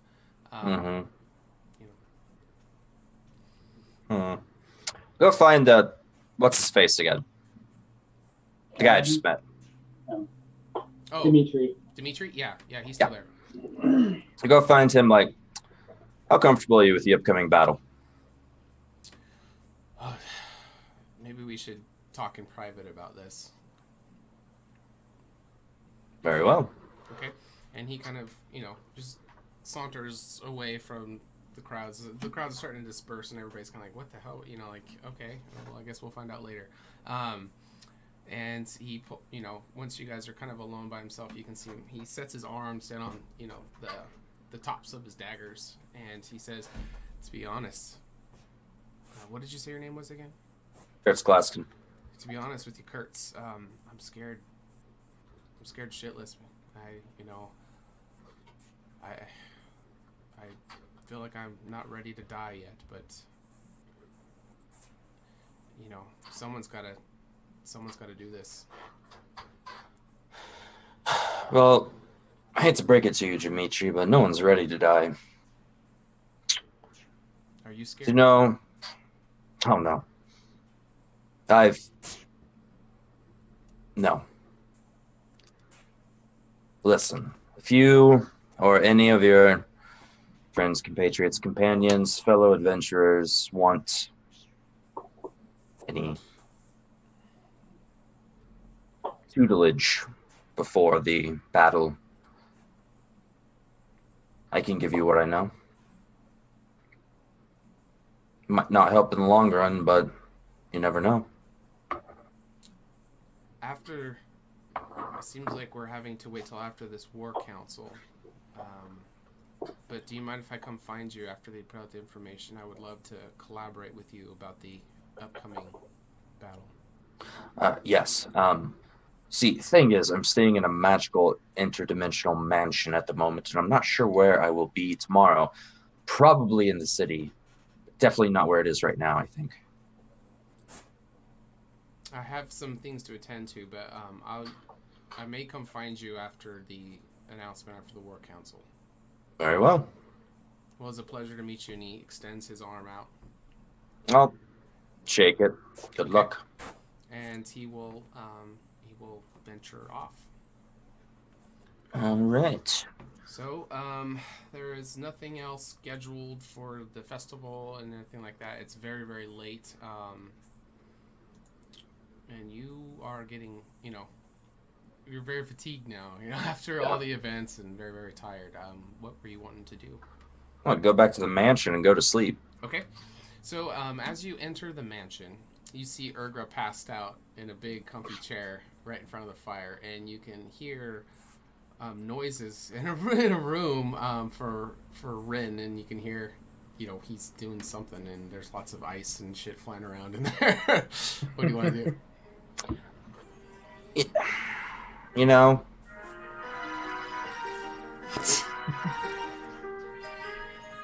I'm just gonna ignore it and go to bed. Okay. I'm gonna stop outside the door for a second, just kind of like put a hand on the handle and be like, nope. All right, so you turn in for the night to get some well-needed and deserved rest. All right, so Rin, you're gonna be preoccupied for another, 10 hours? Well, I mean, it's the equivalent of basically whatever is going to be the almost the full night worth, I suppose. Because I didn't know when we start. When did we go to bed? What time was it? Or when did we all return to the mansion? It would have been pretty late. Because Ivan spoke at what time? It was midnight-ish. Wow, Ivan spoke late. Yeah. Okay, so we returned to the inn. Like, I mean, when was the drinking cup? We came back at like what, 11, 10? What was the number? You've probably been. You're maybe 2 hours into the process at midnight when Kurtz comes stumbling in. Okay, so all right, so till 10 in the morning. Yeah. So if you guys didn't set off until 10, you could be with the party, but they might not want to wait for you. That's fine. But yeah, I mean, it depends on when they wake up. Or girl with a hangover. Okay. So Kurtz, you probably are going to be the first out of you two to wake up. And you can do whatever you want, but you'll probably see Urgra still passed out in the chair. What do you want to do? I want to check and see if Finley's breathing. Okay, so when you go to his bedside, he's definitely still breathing. And if you try to rouse him, he's going to just be like, no, go away, and just like massive headache. And he'll take the covers and just kind of pull them over his head. As long as he's alive. Yeah. Shit, I don't really have anything planned for the day. I guess I'll just wait for everyone else to get up. Okay. Keeping an eye on all the ghosts walking around. Yeah. What are your servants like? Are they unseen or are they seen? They're translucent in the mansion. Okay, that's right. Okay. Which you would probably be right at home with all these ghostly figures. All right, so eventually, Urgra, you will awaken in from in the chair, and you slept in all your gear and everything. Probably a little hungover, but not too bad. Was not a comfortable sleep by any means, but you got the rest you needed for a long rest. You're still going? I mean, it's nearly done. So it's just kind of like it's an almost fully completed Rin model. But, yeah. It's another you. Yes, it's Nier. I'm remaking Nier. Doesn't he look marvelous? Remaking, is this one broken or something? Well, the other one's gone, I suppose. But basically, it's just to improve him, make him better, stronger. What level did you... 9th level that I cast. No, the first one. I'm just curious. Oh, the first one was at like a 6th level or 7th level. 7th level. Okay. How is he better? Well, I'm putting in more magic. I'm infusing him with more of the arcane energies, as well as because I am reforging him from the beginning. He shall be an exact duplicate of me as I am, so he shall be, just more powerful in turn as well. And we still don't have to worry about him trying to kill you and taking your place. No, he would never do that. I mean, I wouldn't do that, so he wouldn't do that. It's a, typical, if so, there so facto. Would you? No. Good morning, Kurtz. So is this thing going to have a soul? No, he doesn't have a soul. He's just a creation of energy that just happens to reflect me. Okay. I'm really thirsty. I'm going to find something. Okay. Sure, go ahead. Yeah, you find lots of food and drink everywhere. This mansion is just packed with any kind of commodity, luxury thing that you could look for. Ren has definitely hooked you up with this thing. Be careful of the ghost food. These aren't Kurtz. These aren't ghosts. Kind of point out, like, how would you describe that? Your arm kind of goes through the translucent body. Can he touch them? Because they can interact with objects. I don't know why they wouldn't be corporeal. I guess it would be, huh?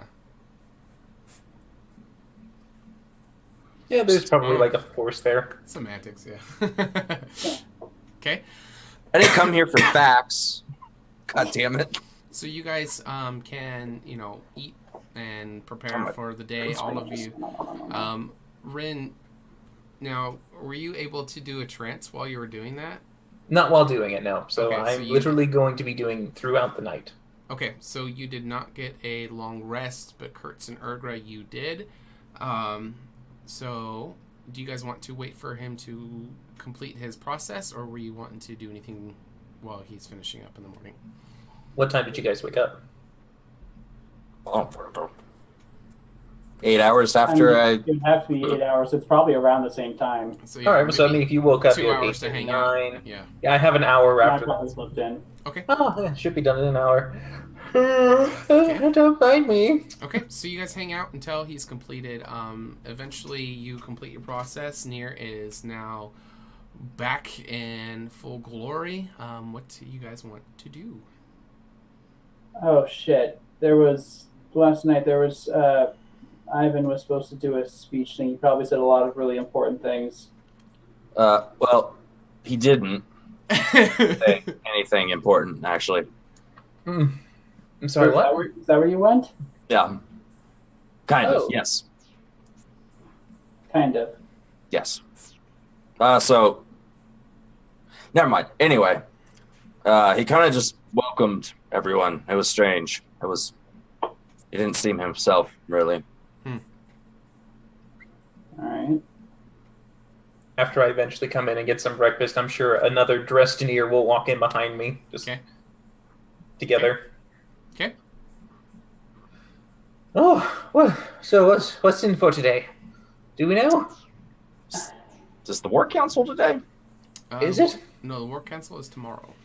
Yeah. Fuck. I don't think we actually got a little list of activities for today. We could probably find one. It's still the festival. I'm sure they have things going on. Oh, yes, I suppose. Nier, come here, Nier. He's just coming in. It's like bright and peppy. Yes. Oh, need you go? Just have some fun with them. I'm going to take a little bit of some napping here, just about 4 hours worth of trance. So you three have fun. I'll send him with you. And I just quickly gesture to the homunculus that's kind of been just sitting and waiting, looking on a mantle, just staring at everyone with its kind of pug-like face. Mm-hmm. And the pug will just kind of fly and land on Nier's shoulder. I go, Okay. yeah, so I'll let you know when I'm good and done. But good night, morning, goodbye. Rin will then go upstairs as Nier is just waiting really perky and bright with a homunculus sitting on his shoulder. Okay. Yes, what do we do? What are we going to do? As soon as Ren walks away, I was like, "Do you have a soul? No. Are you No. sure? I mean, I don't know how to check. Do you know how to check? Are you afraid of dying?" I can't die. Well, you can, because there's a puddle over there that used to be the other you. Oh, that was just a temporary state. No, I'm not alive, but no. Is there anything we need to be worried about with you? Do you melt in warm weather? Oh, no. I mean, no more than you would melt. You're made of water, too. That's kind of like, what? Remember that stupid riddle we had to solve? It's a lot like that. Yeah, is it blood or water? I don't know. A duck. Got it. It's a duck, yes. But no, I'm perfectly fine as is. Yes, I am just near 100% happy-go-lucky, ready to help in any way. All right. Since you don't have a soul and you're not him, I'm just going to ask you to just dial back The pep. Sure thing. Anything you want, Urgra, I will keep I'm pep dialing down. it down. Yes, dialing it down. Even lower. Yes, dialing it down. Mhm. Yes, there we go. All right. Is this good enough? No loud noises. I'm adding. So, I guess we go out, see what we see. I'm sure it's the freaking capital. Something's going to happen. Okay. Sounds great. I've never been to the capital, really. So, Kurtz, you kind of, before you slept and in the morning, your early thoughts, with Ivan kind of being off, it's kind of been weighing heavy on your mind.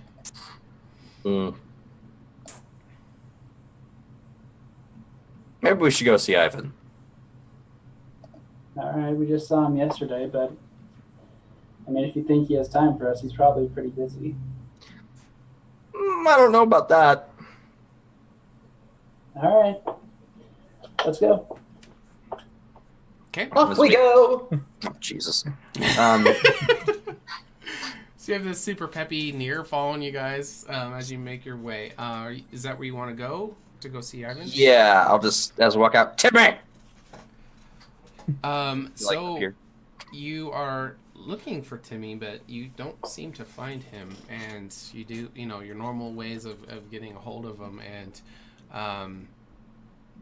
you don't see him. You can maybe locate a different, of your little street urchins, but you're not able to Aaron. locate Timmy. Okay. So eventually you're able to find Aaron. And Go down the list. Yeah. Felipe.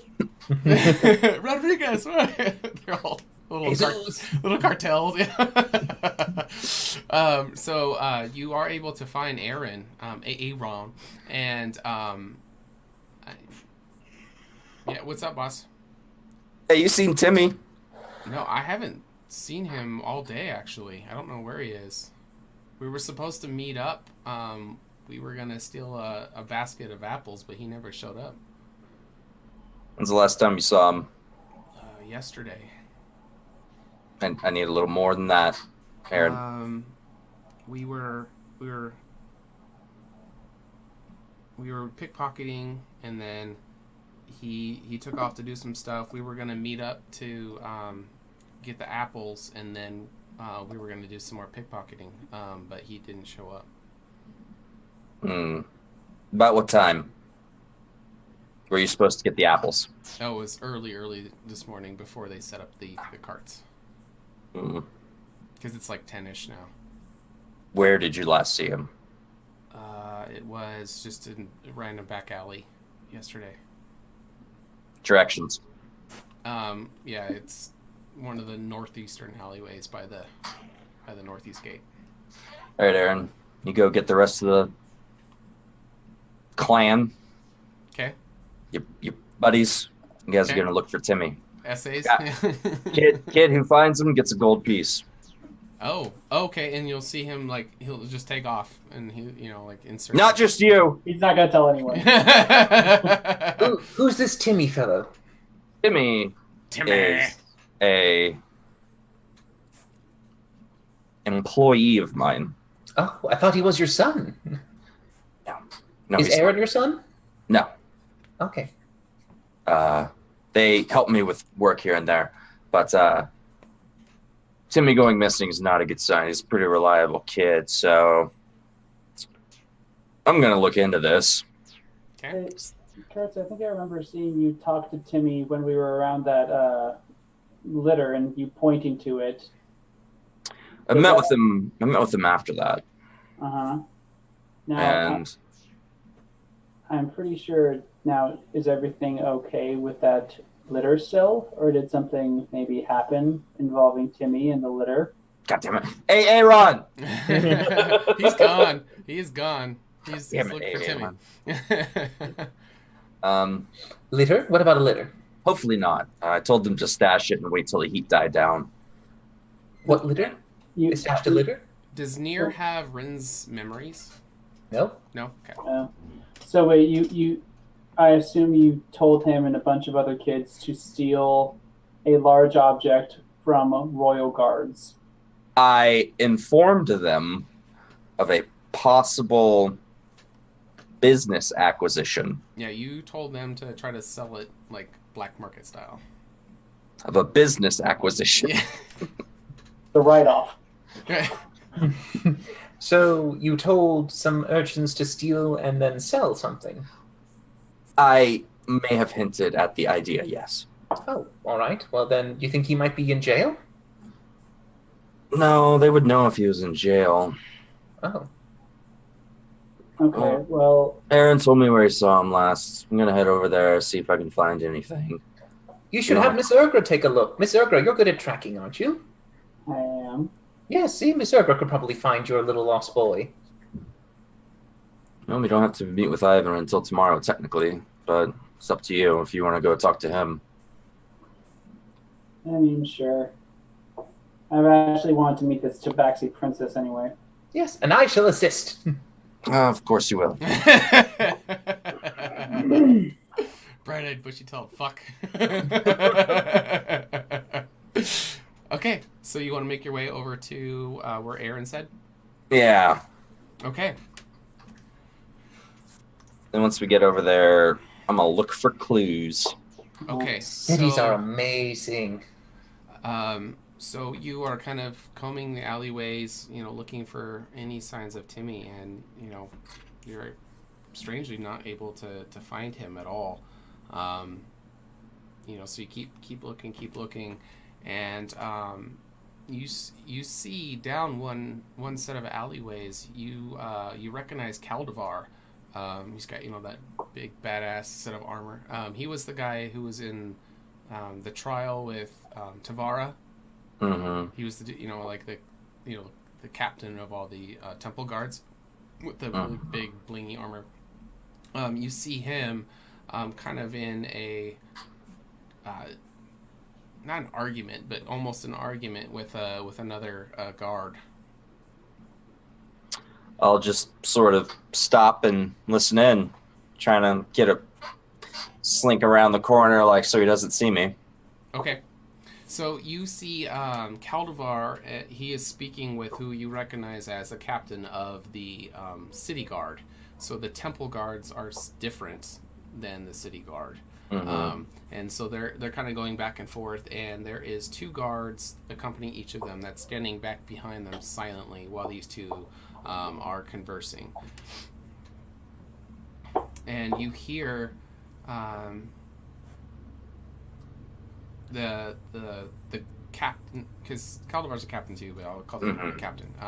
The captain telling Caldivar that he doesn't need to be involved in the arrest of the criminal. And then Caldivar insists that he has complete authority in the matter, and he does not need permission from him to enact temple law.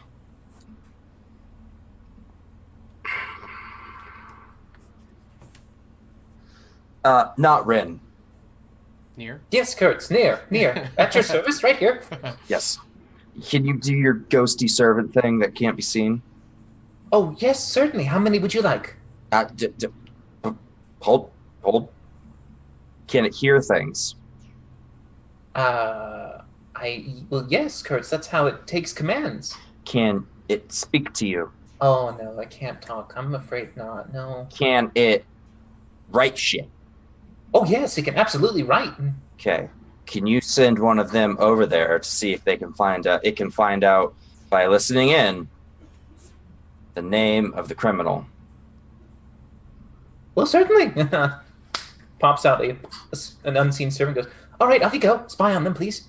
Fantastic. Okay. All right, so the unseen servant kind of, meanders over there, and so he's gonna be writing down what he hears, and he'll come back with information. So, Does anyone have paper? Yeah, I've got a shit ton of paper. Okay. Brilliant. I have nothing, just these clothes. Ill-prepared, near. I'll pull out some paper and a quill because I have a cartography set. So. Okay. All right. So, the unseen servant will write down that he heard someone murdered a temple guard, and that because it's going back and forth between Caldivar and the other captain. So that would make the arrest the suspect under the temple's jurisdiction, because it was a temple guard that was murdered. Caldivar was never disrespectful to the captain guard. He tells them that they're both on the side of enforcing justice, but he's welcome to join him. That he just has to come under, Caldivar's authority. The captain turns down the offer and storms off, saying that he should have the authority since his men were the ones who made the arrest. Ooh, this is some interesting stuff there. Look at that. So the captain kind of takes off, but Caldivar is still standing there. What would Kurtz do? Come sauntering around the corner. Okay. Ooh, here we go. Caldivar. Kurtz. Near. Interesting. Kurtz just gets tense for a moment and then just sounds like you're having a little bit of trouble with the local authorities. He'll kind of turn to you, and he has, a bit of respect for you. Doesn't necessarily like you, but Same. kind of, Yeah. Tavara. He knows Tavara. So he says, yeah, the we've taken over the custody of the suspect, and we've transferred him over to the temple prison. Can actually use your help. Are you busy right now? No, quick question. Is the suspect a small child? Yes. Fuck. What happened? What? Small child what? Is his name Timmy? I don't know his name. So the town guard arrested the suspect for murder. He killed a temple guard. And once I received word of the temple guard being killed, we took custody of him and we transferred him to the temple prison. So let me get this straight. A small child killed one of the temple guards. We're still trying to figure out the details of it, but he was covered in blood and everything. And as That you does know, seem quite that damning. is not only criminal offense of murdering, killed a temple guard, which is absolutely against everything that we stand for here. Well, Caldivar, I haven't fought any of the temple guards before. I did get choke slammed into a door frame once by one. And I find it hard to believe that a small child could do it. So, yes, I will help you in this, because A, it's interesting, and B, if this is Timmy, if it's fucking Timmy, I gotta figure out what the fuck he did. Do you know the suspect? If it's Timmy, he might be a street urchin that I give money to from time to time, look out for him, and things of that nature. Well, since you know him, you might be able to get some information out. We did some preliminary interrogation, but he wasn't giving any information. I'll give you access to the cell. You won't be able to go in it, but I'll give you access if you can try to get some information. But I must insist that you report the findings to me and not the captain of the town guard. Of course. All right, I will send word and give you access. Thank you very much. I'll give him a little bow of respect. Okay. Where's he being held? It's where Lilash was being held. Fantastic. That area. Good thing we already scoped out the area for a breakout, guys. You scoped out an area for a breakout? Ooh, that's exciting. I didn't know you were breaking people out. Quiet. Well, you never said quiet. So remember the turn thing? I didn't turn it back up. Does he The come turn with the thing? remote? What's a turn thing? Is this a turn thing? Okay, whenever I hit you on the head, that means you need to be quiet. All right. I mean, you could just tell me to be quiet. I've tried. It's This is not so working. mean. He's such a nice guy. Why are you so mean? All right. Hey, A-Rod. Yeah, he's still out looking for Timmy. Do I have another street urchin I can call upon? Sure. Rodriguez. Okay. Yeah, he comes running up to you. What's up, boss? Hey. Go find AA Ron. You tell him, you and him get the rest of the guys, get to the hideout and stay there. I don't want any pickpocketing. I don't want any stealing. I don't want nothing from you until I give you guys the all clear. What happened? Don't worry about it. We're figuring it out. But guys, just lay low until I give you the all clear. Okay? You got a boss, and he'll kind of take off. Vámonos. Muy rápido. So you're the big boss. All right. And you have a hideout too? I assume they have. I Hideout? actually don't know where their hideout is. Oh, I never seen a hideout. What kind of Rodriguez. hideout what kind of hideout would it be It's if a you knew secret where? hideout. Yeah, it's not a secret if you know. Rodriguez. Come here. No, he's gone, man. He's I'll fucking chase after him. Oh, running up. Here we go. I'll chase after him until I catch him. I guarantee I'm faster than him. Okay, yeah, you can catch him. What's up? Hey, Rodriguez, where's your hideout? So it is kind of like a rundown shack that's attached to kind of an abandoned mill. It's outside of the proper area. Awesome. Now give him a gold coin. You buy food and supplies for at least 2 days, all right? You got it, boss. All right. Now, before I leave, is there anything else? See if anyone's seen Timmy in the last 24 hours, and if they have, ask him if he was acting weird, ask him if he was doing anything weird, shit like that, all right? Okay. All right. Okay. Is there a reason why you don't want these kids to be informed? Because they're kids, and their leader is in prison for murder. You're not in prison?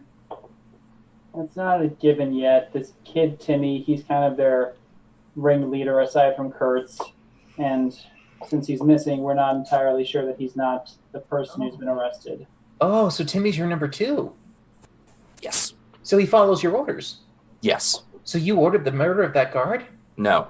Oh. Well, he disobeyed you then. We Maybe. don't know whether or not Timmy is even the person in custody. We're going to go to the guard station and find out. Ooh, a guard station? Okay, let's go. Okay. Before we go to this guard station near, Yeah. can you do me a favor? Yeah. Speak when spoken to. Okay. Only speak when spoken to once we get within a 50-meter radius of this guard station. I don't know how that'll be. What's the guard station look like? I'll let you know when we're getting close. Okay. Okay. Okay. Okay. Okay. And Here we go. Kurtz, All right. Okay. Yes, I Doug. do have a certain ability that'll let me help people tell the truth, encourage them. That's Non-violent. really powerful. Can you do that? I just said I could. So impressive. Uh-huh. Okay. Can I see you do it? I'm Miss Finley. Damn you and your hangover.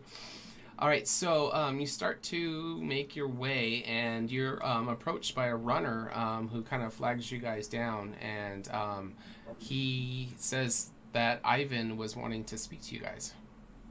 Oh, Is there a time frame? Ooh. Just Are we going to talk to Ivan? Who's Ivan? at your first convenience. He had a favor to ask. Thank you so much. Near, pay the man. I don't have anything. You're poor? When No, I just don't have any money. Does that make me poor? Is poor mean no money? Okay, I have no money then. I'm poor. when can I tell Ivan that he should expect you? Within the next couple of hours. Okay, I'll let him know, and he will run back towards the manor. Okay, kind of funny. Running. Yeah. Oh, he's quick. Look at him go. Woo! Okay. So, were you guys wanting to head to the temple prison, or? Yeah. Okay.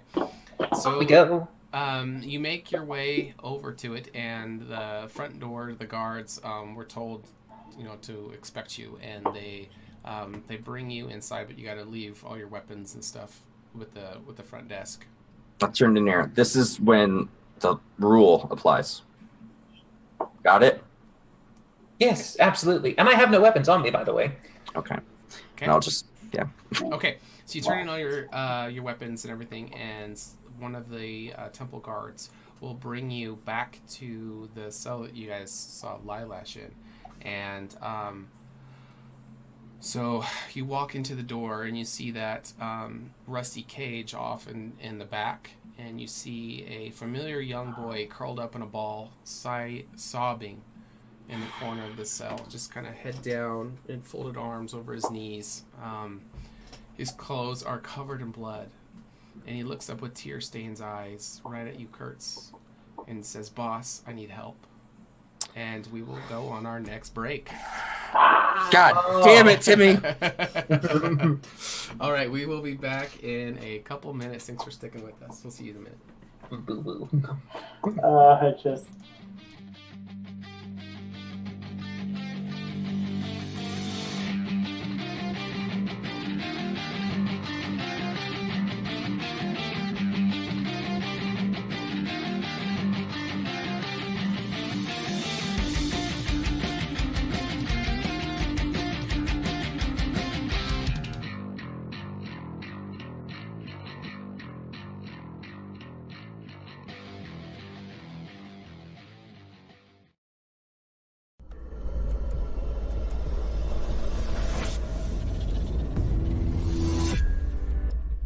It comes up, I just do one of these deals where it's just like jumping all over your body.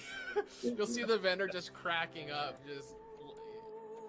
She's not just a client to me, Your Honor, but she's a near and dear, true friend.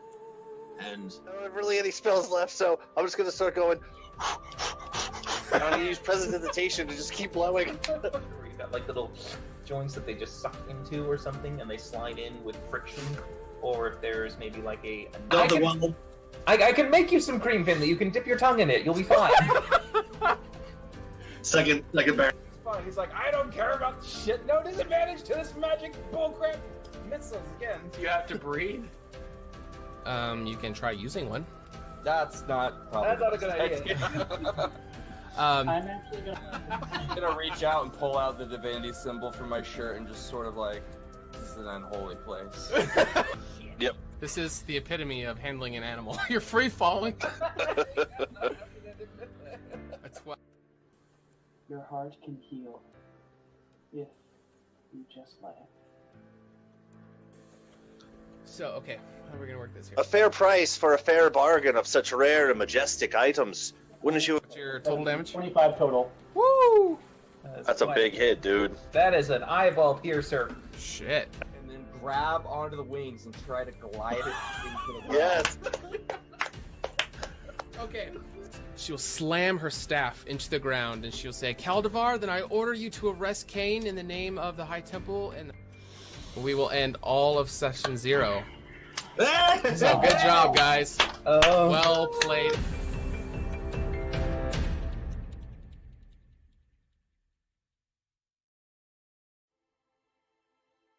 Hello there, everyone's favourite halfling bard, Finley Shenanigan here. Being the soulful adventurer that I am, and known for telling a tale or two, pull up a stool, grab a pint, as I tell you a story about my favourite hero, me. In my years of travelling, I met people of all walks and cultures. Although the Horsemen coming didn't affect me directly, I saw the toll they left behind. The destruction and devastation these villainous beings left in their wake sparked something within me. How was I, Finley Shenanigan, to become the greatest, most legendary bard that Candoria had ever seen, if no one was around to behold my glory? More importantly, where is Alundra? When will she be back? And what will she be wearing? Hopefully something revealing. Anywho, setting on my journey, I shared my glamour with those who had never witnessed such pure, unadulterated excellence before. My legacy was to replace their despair and unite the people for the war yet to come. In the end of the day, everyone can be a hero. Everyone has a little adventure inside of them, and if you don't, would you like one? Salutations. I am Rin Enoran, historian of Candoria, renowned problem solver, an elf of esteemed conscience.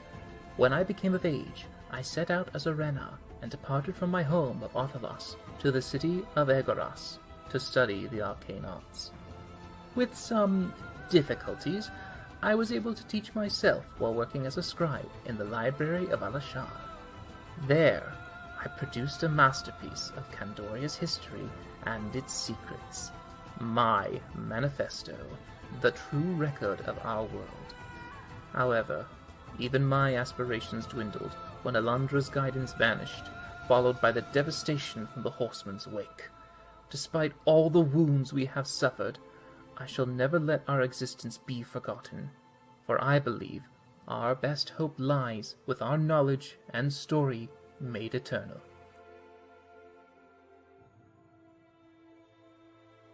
My name is Kurt Glaskin, and I have lost everything that I've loved in this world. My daughters, my wife, my friends, all of them dead to the Horsemen. And now I have a chance to redeem myself, to protect my friends, to lead humanity into a new age of light and hope. Alundra abandoned us, the goddesses abandoned us, and left us with these monsters. And I want to take everything from them that they've taken from us. I live in a world of blood and hatred and violence, and so I will become that violence. I will be that hatred, and I will be exactly what we need, a sword against the darkness.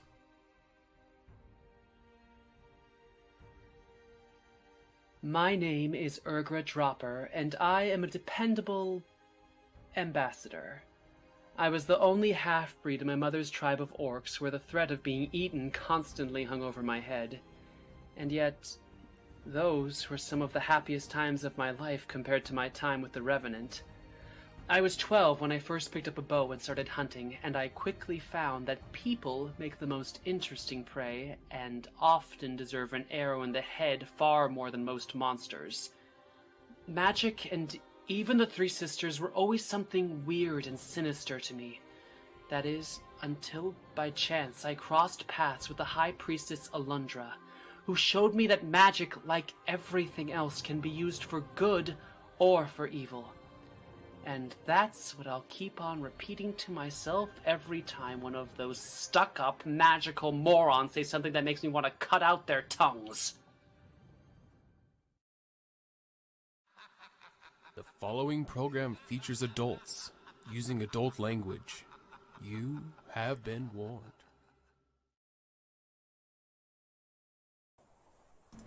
Alright, and we are back. So, we left off. You walking into the cell, and you see a familiar young boy curled up on a ball, sobbing, and he looked up in your eyes and says, "Boss, I need help." It's kind of just I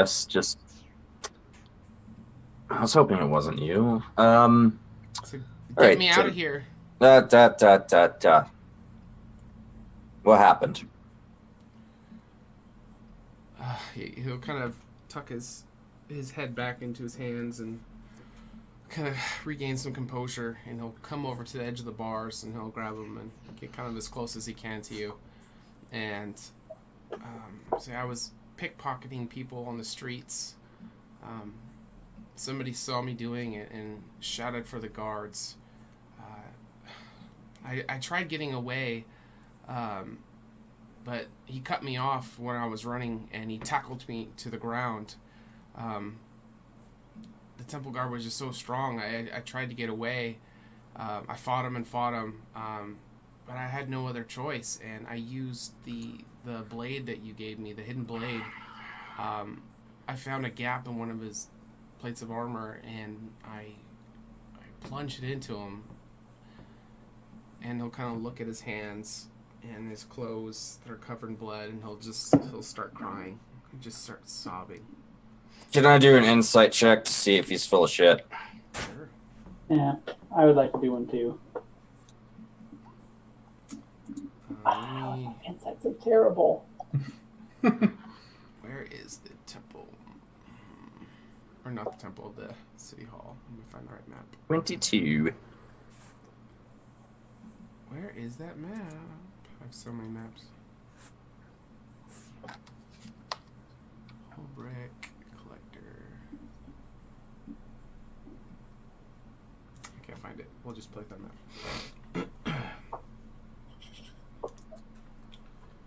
All right, 22 for Kurtz and 7 for Ergra. So you kind of know Timmy, and so far you've seen him in this broken state. You don't have any indications that he's lying. He seems to be telling the truth, and he kind of looks up to you, and his eyes are just so swollen from crying, and he said, I watched the life slowly fade from the temple guard's eyes as his grip on me released, and I retracted the blade, and I tried to get away, but before I knew it, 3 of the city guard surrounded me and they arrested me. I don't know what to do.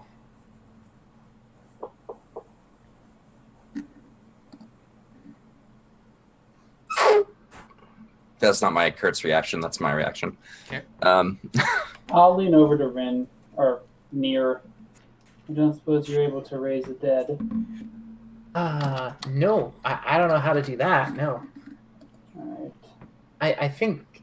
No. No. Okay. Can you get me out of here, boss?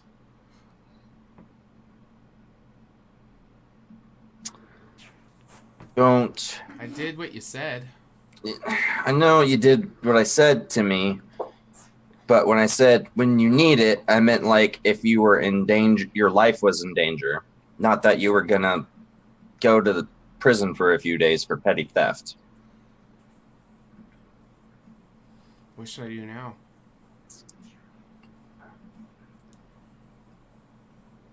I imagine that if there is leniency offered, you'd either be able to join the same path that Lilash has taken, or else possibly he'll be banished. So, Lilash didn't kill anyone, though. and they only accept females into that program.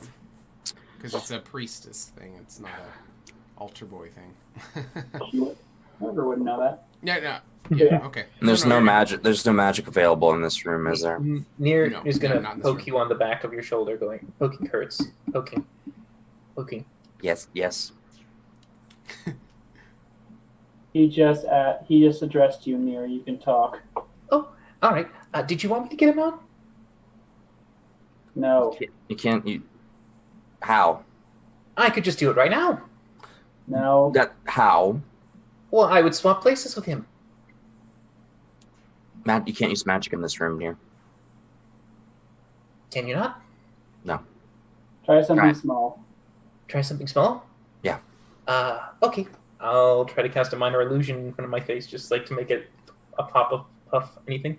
No, nothing. Oh. Wait, does that mean he can exist here? It doesn't work. Oh, yeah, I can exist.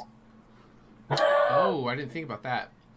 So, I guess we'll play it out so that the door going into this room inside is different. So, yeah, you wouldn't have been able to walk in. So you would either disappear or you would feel that you would disappear and would stop. Oh, all right then. Okay, so I'll just go. Oh, if you say that's the case, then yeah, no, we'll just go. Oh, Well, I can't go in here. However, I can send Buddy here. Buddy can go in.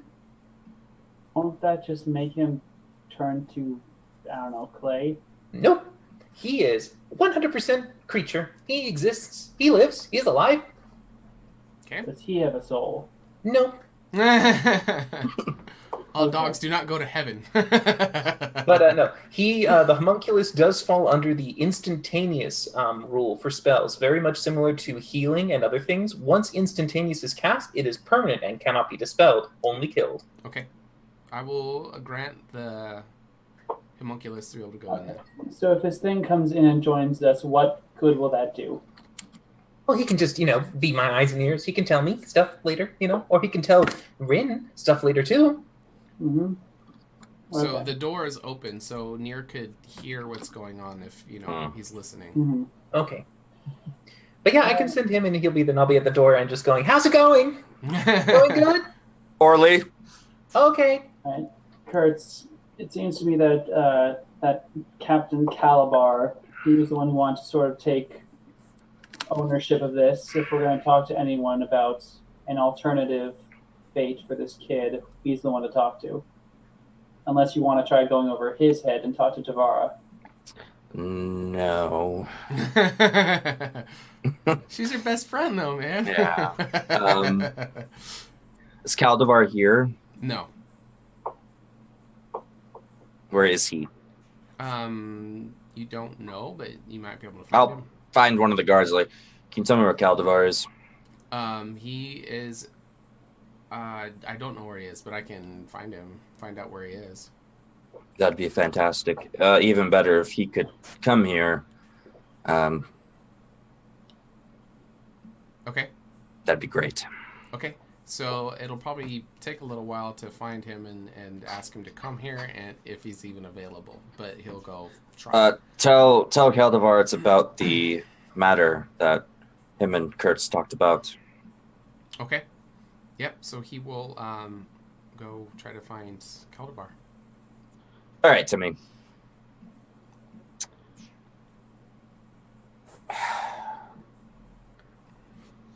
I am going to try and make sure that this has the best possible outcome. What do you think they're going to do to me, boss? What do I think they're going to do to him, DM? So if it was just a town city guard, probably would have maybe an easier chance. But the fact that it was a temple guard, the temple rules with an iron fist. They don't take kindly to any deviation from standards. So yeah, he's, from what you would gather, he's fucked. Like execution, if he's lucky. What's worse than that? Sometimes being alive in bad conditions is worse than just dying. I am going to try and make sure this has the best possible outcome, Timmy. You're just going to have to trust me on that one. And he'll kind of look at you with mixed feelings. And he'll say, I trusted you before, and now I'm here.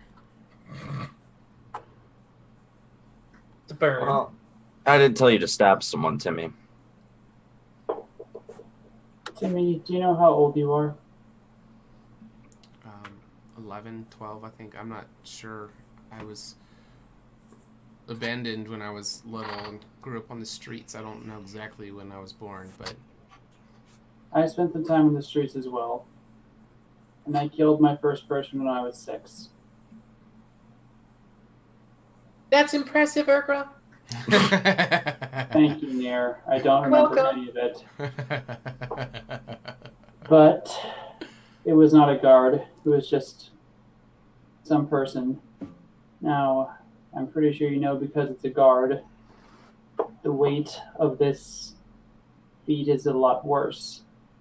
So as Kurt said, he's going to try and help you to get the best possible outcome, and I'm going to help him. But for that, you need to stay honest, and you need to do what we tell you to do. Do you understand? I mean, can't I just tell them I'm sorry? It was a mistake? A man is dead, Timmy.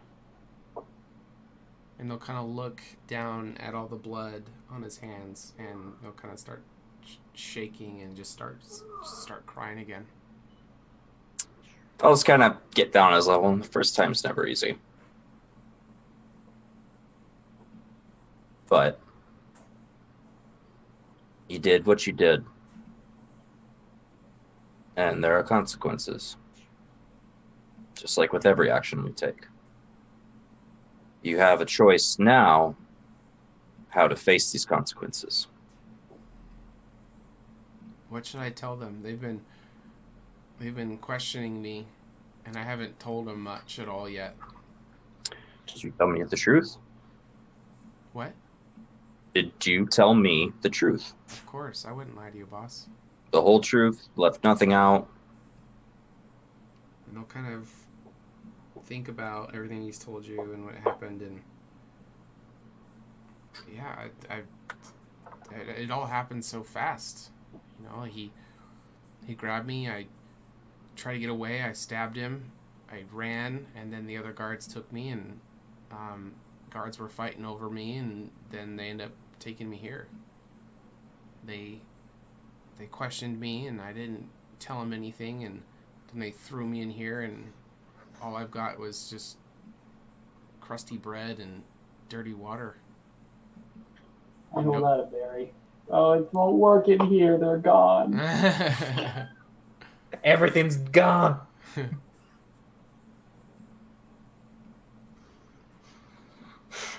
Kind of stand up and pull the rest of the party aside while we're waiting. Ideas? I think we have to talk to Caldabar.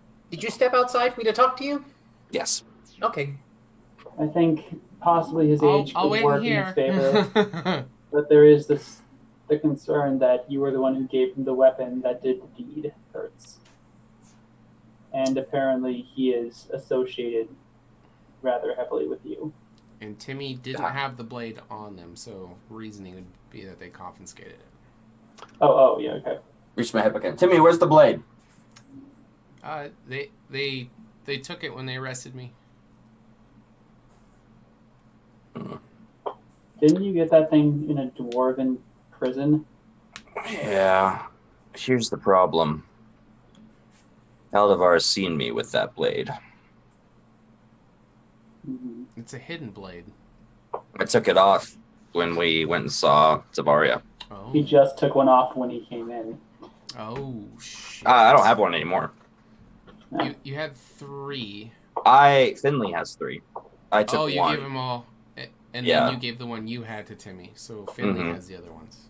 Okay, so you wouldn't have had one to take off come in here then? Yeah. Okay. Not here. Okay. Well, I don't think anyone's going to argue that it wasn't an accident. But, I think the only way to do this is either to plead for mercy with the truth, or else to come up with some incredible scheme to try and get him out of it without us being implicated, which seems very unlikely. We could totally ask Rin. Rin might know. Rin's pretty smart. Mm-hmm. Do you have a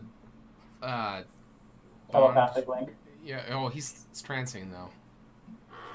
Would that affect that? Wake his ass up. Do you want me to send something to him? I can. As I poke the pug, the pug's face is just kind of. He can talk to Rin. You think Rin's going to be able to help us in this situation? He might. Why not? He does know a lot of spells. Timmy's probably not going anywhere. If you guys want to leave too.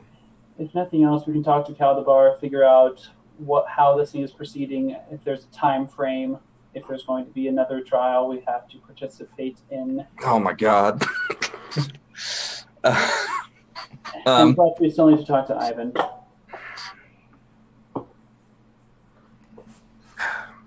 Rin, go ahead and tell Rin, update him on the situation.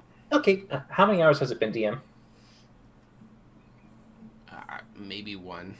Okay, so I'll just be going like, can you get Rin? Can you give him a little poke? Can you tell him we need him? Can we get him? And the bug's just like, eventually just doing the telepathic communications, and Rin is just probably just going, God damn it. Just getting out of his trance, just like, oh, bloody hell. And eventually getting outside, looking for wherever you guys are before finding you, going, oh, all right, what is so important you had to wake me up in the middle of a trance? Is he here? Yes, I knew. Oh. Hi, Rin. Yeah. Oh. So, What? You had me get up. What? Why? Why am I here? all right. So you see that kid in there? Yes. What about it? He's a friend of mine, That does and not surprise me. he has murdered a temple guard. This also does not surprise me. Yes. Well, we are currently in the process of either A, trying to make sure he doesn't get, sort of like tortured to death, or trying to figure out a way to bust him out of here. Well, I don't think they torture their criminals in the city. Oh, they do. Right. Well, okay. I suppose that's a bit of a mark against. But did he do it? Is he guilty? Yeah. All right. So how guilty are we talking here? Are we talking Lilash guilty or worse than Lilash guilty? Talking manslaughter. Accident. Oh, so we are talking full-on criminal here. Well, Kurtz, law's the law. He's a criminal. Well, what do you expect? Kind of want you to come up with an idea, if all else fails, to break him out. So you want me to break out a criminal who killed a god? All right. I want you to think of a way to do that. Has anyone tried to bring the god back to life? Near, I thought you said you couldn't raise the dead. Oh, I can't. No, not at all. Can Rin raise the dead, Near? No, Rin cannot raise the dead. Kurtz, I'm right here. Well, I mean, we are Near, surrounded will by you a tell bunch of Rin that... We're surrounded by all these holy people, paladins and clerics. Surely one of them has the capacity. Well, I think the problem isn't that the man can be raised back from the dead. I think it's, the action. the crime itself. Yeah. So you could still be killed for the crime of killing if the person isn't killed? Uh-huh. Well, I'm not sure. Perhaps Finley might know someone who's able to resurrect, but in the meantime, if you need him to be released, I suppose, does he have bail options? Can you do that? We're currently waiting on the Temple of the Guard to arrive so we can discuss the implications. Mm-hmm. And so he's in the prison right now, correct? Yes. All right. Let's see. In the magic-proof prison. Yes, of course, the magic-proof prison. Mind if I try to see the ruins of those? Haven't you already investigated this room? I have not investigated this room, no. It's the same one that Lilash was holding. I never went to see Lilash. okay, let me see if I can find the map. Well, that was very rude of you. Go ahead and examine. I'll go inside and try to see how this anti-magic thingy is working. Okay. Where did that... If there's a way for me to see. Go. You might be muted, Sean. Hello? Can you guys hear me? There you go. Yeah, there we go. Okay. Yeah, I'm looking for the map. I have so many maps. Keep talking. I'll find it. So if I can at least assess how this anti-magic barrier seems to be in effect, we might be able to disable it. And that way we could also remove it that way. When you made that other you thing, City Hall, there it is. can you make other things out of the snow? Just as much as you could make something out of the snow, Ergra. Anyone can make something out of snow. Do you mean magically? I can't create another. If I create another, it just dispels the previous one. Only one near at a time. Could you make a Timmy? I could, but why would I make a Timmy? What happens physically when that one dies? It turns to snow and melts. Okay. So I pulled up the map for you guys. It's still set up for the trial for Lilash, so disregard So to go to the prison, we have to go through this room? Yeah, so you came through the front doors. There's that front circle desk. Then you came in. These guards aren't posted here like they are in here. Right between the two guards is a door. I can drop your token on the other side so you can see what it looks like. Okay. And Urgra. So he's in that cage right there. He's in that cage, yeah. Okay, and this whole place is nullified? Yeah, this whole area, yeah. Okay, but we could see each other, like, through the doors? The cage, you can see through the doors right behind you, right here. So Nier's on the other side. We'll use this guard as Nier. So I thought the whole circular room was anti-magicked. Yeah. Oh, wait. I think it's just the cell, I thought. No, it was like the whole room. Unless you were sitting in the chair. Oh, there's magic on the chair. The chair is the only spot. Yeah, it was the chair and this room. No, the chair was the only spot you could do it in the room. Mm-hmm. Right, so Nier would have been farther away then. Yeah, so Nier's like... Continuity error, my bad. That's right. But yeah, so I'll just basically go... Well, the best case scenario, I suppose, if worse comes to worse, I could always just grab Timmy in the middle of his trial while sitting on the chair, and we could just immediately disappear, I suppose, if you needed that. That would make you a criminal, and you did nothing wrong, unfortunately. I wouldn't have to be myself.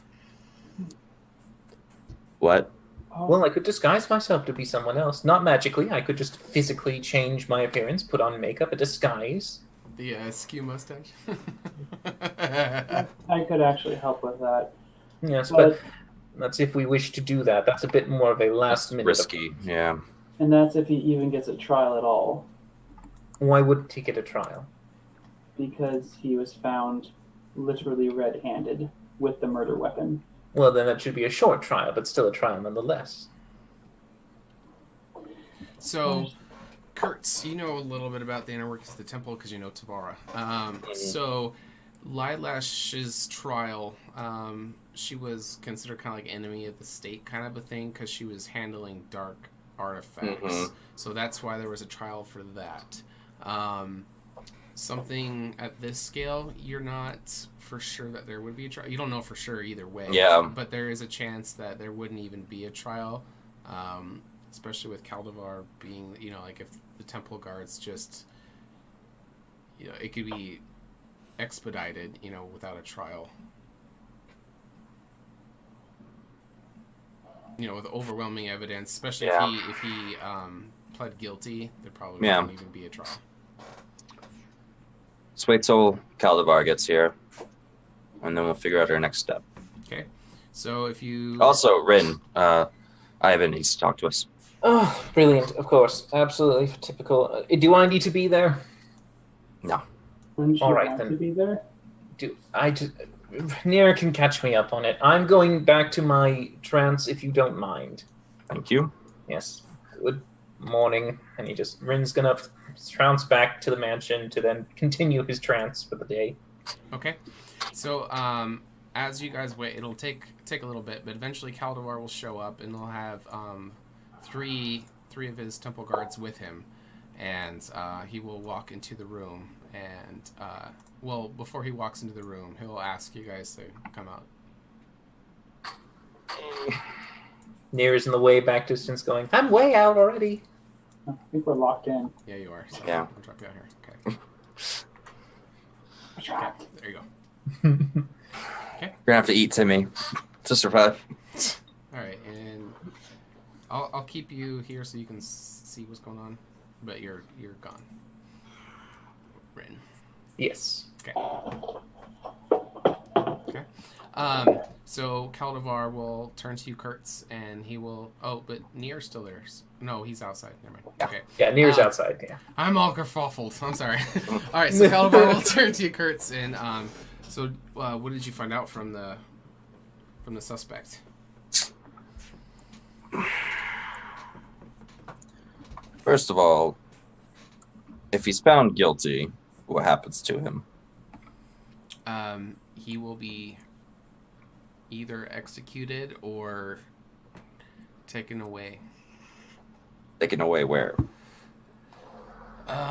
You'll get the strong impression from his body language behind his suit of armor that he isn't gonna really say what that would entail. Right.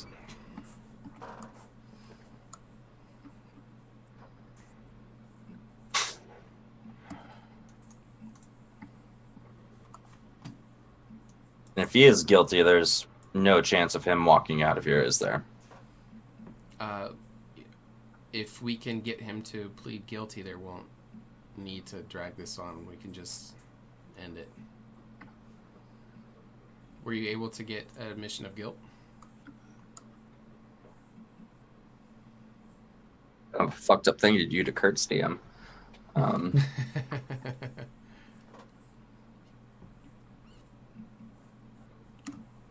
You can take a minute. You're gonna be rolling deception check either way.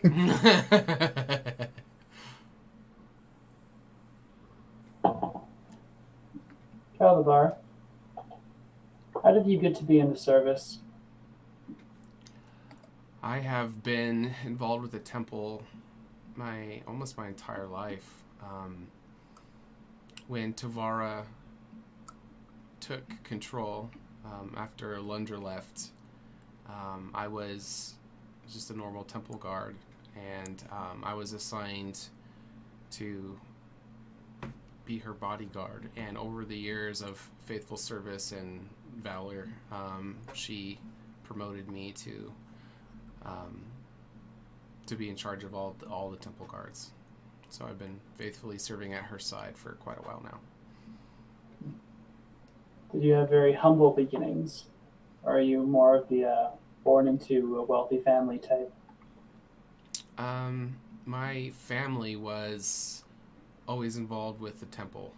My mother, she was very close with a lot of the priestesses, and my father kept trying to get into the temple guard, but he physically was not strong enough to be able to, carry on with it. He was much, much older.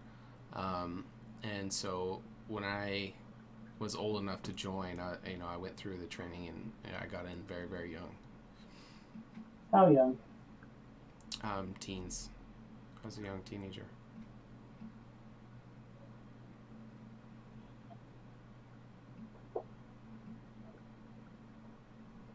That was like 20 years ago, though, now.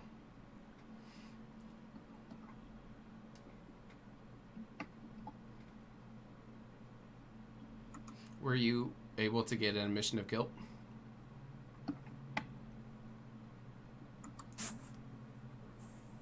I've never seen you this perplexed in the game yet.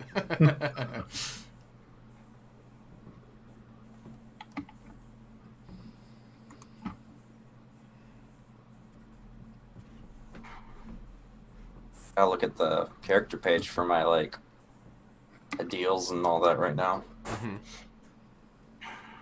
So, while you're trying to do that, he'll turn to Urgra, and he'll ask why your interest in the history of, my history with the temple. It seems like you're a rather important person. And perhaps if we all survive this next Horseman, it's always good to know different avenues to aspire to. Do you have interest in temple security? Maybe not something as specific, but I have, to be honest, before I met with Tavara that day when you were there, my only other experience with the temple in general was a brief meeting with Alundra. And honestly, I'm still rather perplexed as to the schism that has happened. Well, I hope that Tavara's false teachings didn't skew your view of the temple.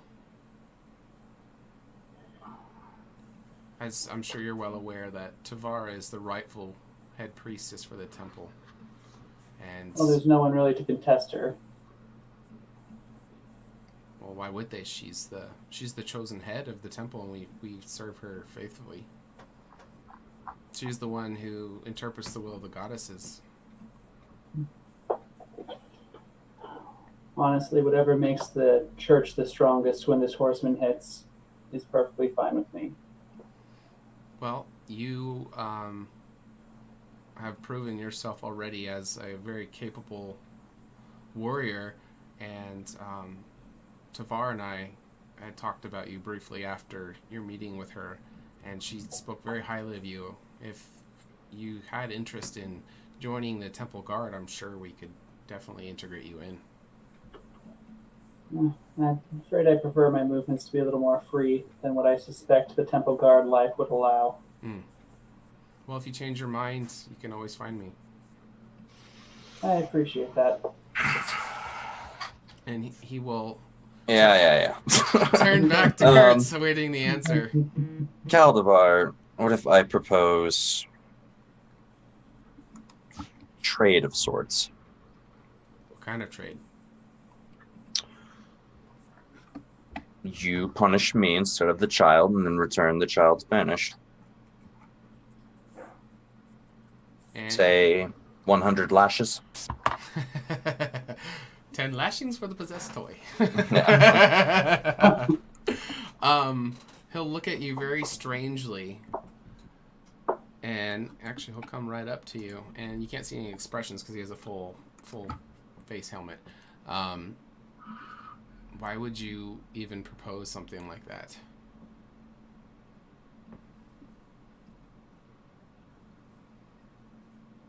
Because I have lost children under my care before, and I would rather not lose another. This looks really tense. Are you okay? The boy is Kurtz's subordinate, and he feels some responsibility. And although... that's all there's to say, really. Well, your sense of duty to your friends is admirable, but there's overwhelming evidence against the boy, and there is no getting out for him. We will be conducting intense interrogations, and we will get the truth from him. And as soon as we get the admission of guilt, there is no way for anyone else to take the punishment for him. Why should an innocent life be taken for a guilty party? That's not justice.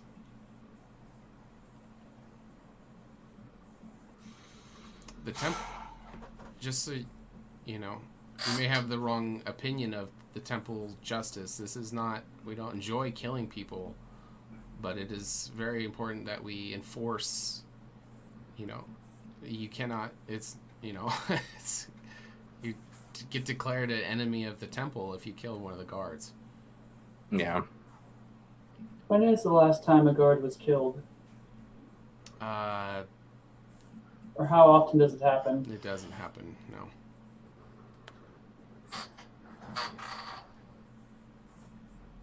Do you have the weapon that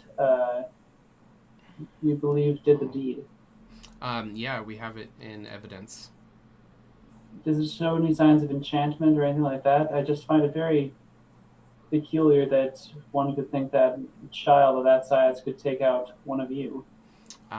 We have examined the guard's body, and it seems that he found a gap between the top piece and the bottom piece of the armor, and he lacerated the vital organs within it. There was no traces of enchantment or anything on the weapon. It was just a good, clean, deep cut. Was it clean or sloppy or the wound? It looked like it was very quick, and it was kind of drug along the armor line, and then from what we can tell, the guard died very, very quickly. There was an immense amount of blood at the scene of the crime. Is there I'll hold up a hand to stop Ergra. It's fine. Caldebar, if you would follow me, and I will lead him into the cell. Okay. Ergra, do you wish to follow? I'll linger by the entrance. Okay, I'll put you inside. Ergra, what's happening? Ergra, relay! Oh, I don't know what's happening near. So we're gonna have to wait and see. Okay. All right. So you lead Caldivar in there, and you see Timmy has gone back to the back corner, and he's laying down, still just kind of sobbing to himself, and in between, breathing, it's just, whimpering. And me. He'll kind of lean up a little bit and look over, and you could just see that at this point, just from all the crying and everything that's happened, he is just at complete point of exhaustion. Timmy, I need you to tell this man exactly what happened.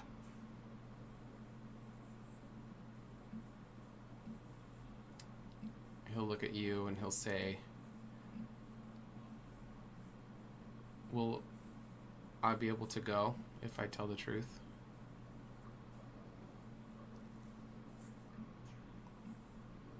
I need you to tell this man exactly what you told me, Timmy. He'll kind of slowly get up and he'll come to the edge of the bars, and Caldivar will approach but keep somewhat of a distance. And Timmy will tell Caldivar the entire story that he told you. And Caldivar will just stand there like a statue the entire time, listening very intently. And after he repeats everything, he will actually take off his shirt that's covered in blood, and he'll throw it on the ground, and he'll just start crying and pleading with Caldivar. And he's saying, like, "I'm so sorry, I didn't mean for it to happen. Please just let me go. I'll never do it again." Excuse me. And Caldivar will look down at Timmy, and he will say that it's very important that he continues to tell the truth whenever we question about it. But he thanks him for being so honest, and he'll say, I've heard everything that I need to hear. And he'll kind of pause and look at the boy, and then he will turn and walk towards you, Kurtz. And he will say, "Well, let's step out of the room," and goes out, and closes the door behind you guys. And he will say, "Thank you so much, Kurtz, for your assistance in this matter. We have the admission of guilt, and we can proceed hastily with this. And I'm not sure that it would have been a quick process to get the truth out of him. So we really appreciate your involvement." And I have one request, if I may, as a reward for helping you in this endeavor. What is it? If you're going to kill the boy, do it in his sleep.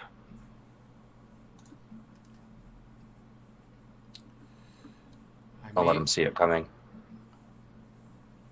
And he'll kind of go around the side, and he'll tell his guards to kind of go away, and they'll kind of still be in the room, but they're, they'll be out of earshot. And he'll say, "I don't know if I can do it, and I don't know if you would want to, but would you like me to ask if you could be the one to do it?"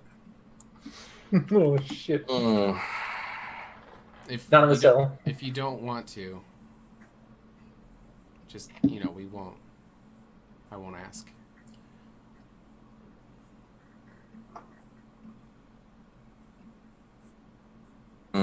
You can think on this and get back to me. Cats, what's going on? Cats! And no one talked to you.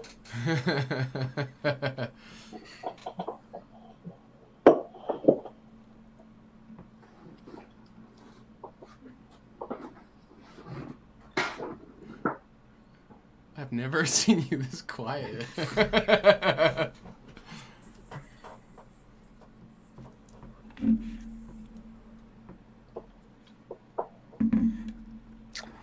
Do you need to think The child is my responsibility. So yes. I will bring this news to Alundra, and I will let you know if it will be allowed. And he'll stick out his arm to you and thank you again. And can you seem to be very effective at interrogation? Can we count on you for possible further, work with arrested criminals if we have any troubles with them? No more children. Deal. I will shake his hand. Okay. And he will start to march off, and he will gather his 3 guards that were with him, and they will disappear to another part of the city hall. What do you guys want to do? I can go see Ivan myself if you need some time, Kurtz. No. It's time to go.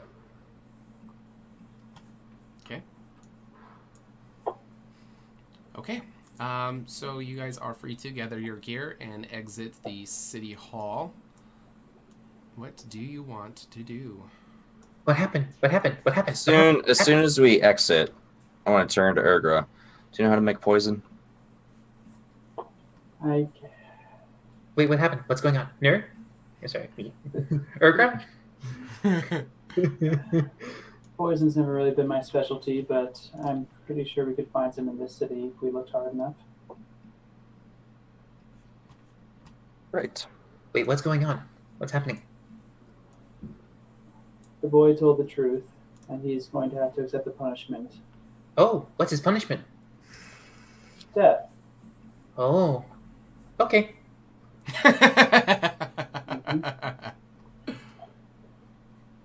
But anyway, I believe we have an appointment with probably even more good news. So let's go and face it. Okay, great. Where is it? Just follow us near. Sure. Maybe we should just wait for Ren to finish before we meet Ivan. Can I still come? That is entirely up to Ren. Okay. In the meantime, I have some children I need to talk to. Okay. Are we coming with you? You can. Urga, should we go with him? I think this is something he needs to do for himself. Oh, you need to go by yourself? Excellent people skills, Near.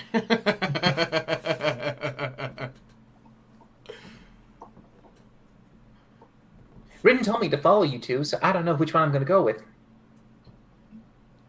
You guys are welcome to follow. Just stay outside the building. How's that? Sure. You want to do that, Urga? Sure. Okay. All right, let's head to the hideout. Okay. So I've never been to a hideout. So you make your way outside of the city hall, and you start to go towards the northeastern gate. Are you guys seeing the Candoria map? Yep. I think so. Okay. So you exit the northeastern gate, and this small little building right... Oops, I need to shift this. Yep. This little one right here is the hideout for these guys. And so... Is there like a little stream somewhere? No, there's not. I thought you mentioned old watermill, or did you say windmill? Well, it could be a windmill. Yeah, it's like a windmill, but Windmill, it's all broken okay, down, right. and all the there's the parts sticking up for it, but the blades for it are all broken off, and it's all red. So you start making your way towards that, and what do you want to do? Cozy. Once we approach, I'll turn to Urgra and Nier and I'll be like, me too. Wait here. Okay. Sure. Urgra. Do you want to play 20 questions? I feel like I've been doing that all day. So you're really good at it. Sure. Okay. Go. Okay, and so Kurtz, as you approach the shack part that's attached to it. That seems that there is, you know, like a hung up really dirty rug that's kind of the makeshift door, and you push that aside and you kind of get dust all over you, and you go in and there's kind of wood pieces that's been broken out, and you're a big dude, but you can fit if you crawl in. And as you make your way in, you see a small little fire and a bunch of like baskets of food and stuff all around, and there's all of these blankets that are all dirty and holes in them everywhere, and there's a small group of you know, these homeless urchin kids. They're all grouped up around this little fire cooking a little bit of food, and they see you walk in and they all like, "Oh boss, it's you," and they'll kind of all rush around you and like pulling at you and stuff, and we were told to meet here. What's going on? I'll sort of ruffle a few of their heads and sit down. We need to talk, all of you. Is everyone here? There's a couple people stopped, but this is most of us, and they will all kind of sit around their little tiny fire. Does anyone know what's happened to Timmy? We got word to look for him, and then we got word to come back here. And they'll all kind of like talk amongst each other and talk over each other and stuff, and we haven't found him. Is he okay? What happened, boss? Me. You've never come here before. It's because I need to talk to you, all of you, about the future. And you'll see a couple of them kind of hold each other's hands. I have done what I can to look after you all. Maybe not in the best way I could have, but in a way that you understood. And for that, Timmy will not be returning. And they'll kind of look at each other, and one of them will stand up and walk right up to you. And what happened to him? We need to know. Timmy murdered a temple guard and was captured. You see gasps.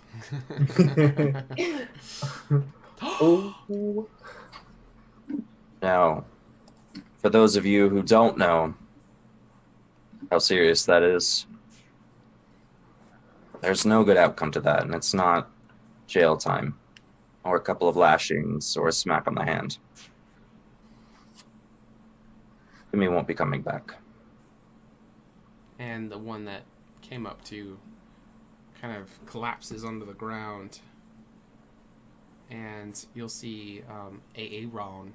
He'll kind of come up from the back, and he'll put his hand on the kid's shoulder who just collapsed to the ground. And he said, "We'll be all right, guys. We'll be all right." I know you'll be all right, and that's why I'm here. Because now we have a choice to make. Right now, you're pickpockets, thieves. It's things you can walk away from. But the older you get, the more crimes you're going to commit if you stay on this road. I'm not trying to deter you from it. You all have the path that you wish to take. But you all need to figure out a better way to do this than what we've been doing. Unstructured, unaccountable, and ruleless is not how you keep each other alive.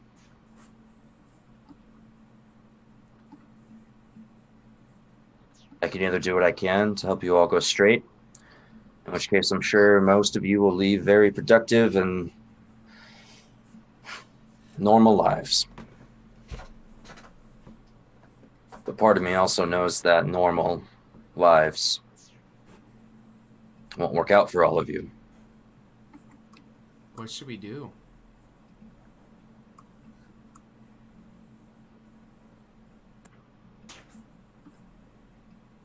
Right now, you're just a bunch of friends, children. How old's the oldest one here? Maybe he's 16.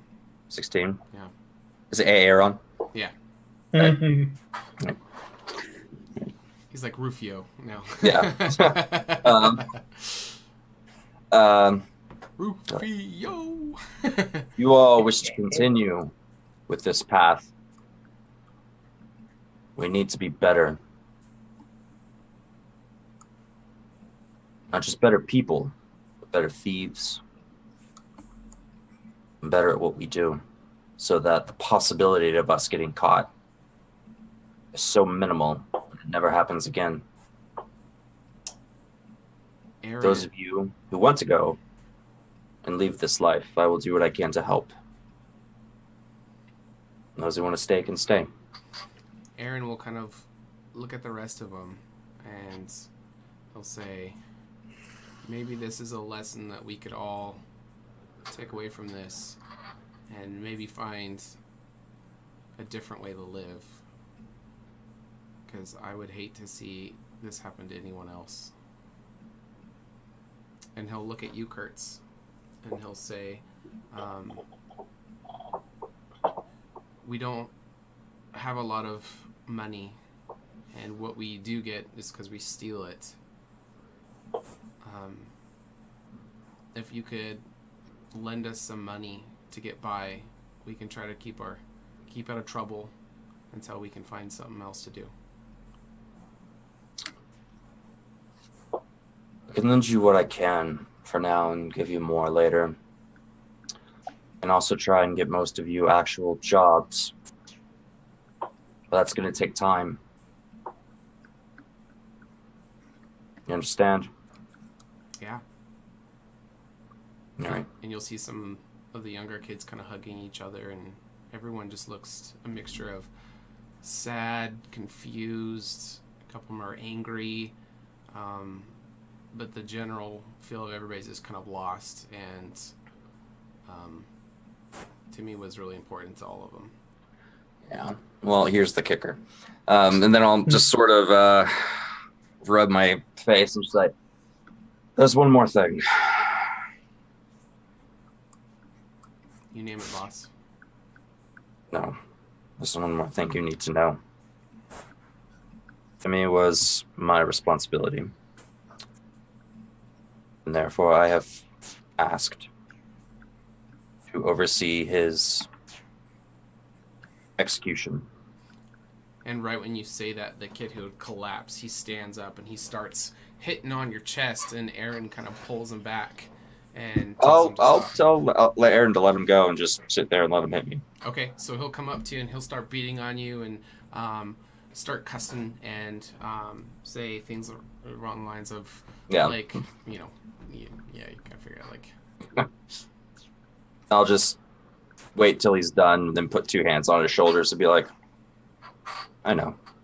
And he'll start to cry, and he'll just grab around your right waist and just bury his face into your stomach and just start crying. I'll hold him and just be like, I would rather you all not attend. But I understand some of you will. So you have my promise that I will do everything to make sure that this does not happen again. Okay. And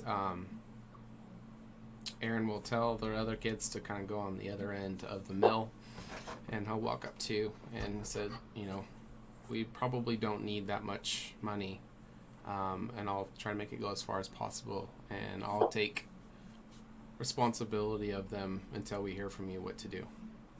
You need to take responsibility of them after that. I'm going to see if I can get you guys into some of the trades, blacksmithing, sailing, a few of you maybe in the military. Okay. But after that, you still need to stick together. Understand? Yes, sir. You lead them now. And I don't have much after my order So I think all I would have left after that, after the price we discussed, is 7 gold and 94 silver. It's up to you. Money goes pretty far for these kids. They're very minimalistic. Yeah, so I'll hand over 7 gold and 94 silver. Oh, wow. Okay.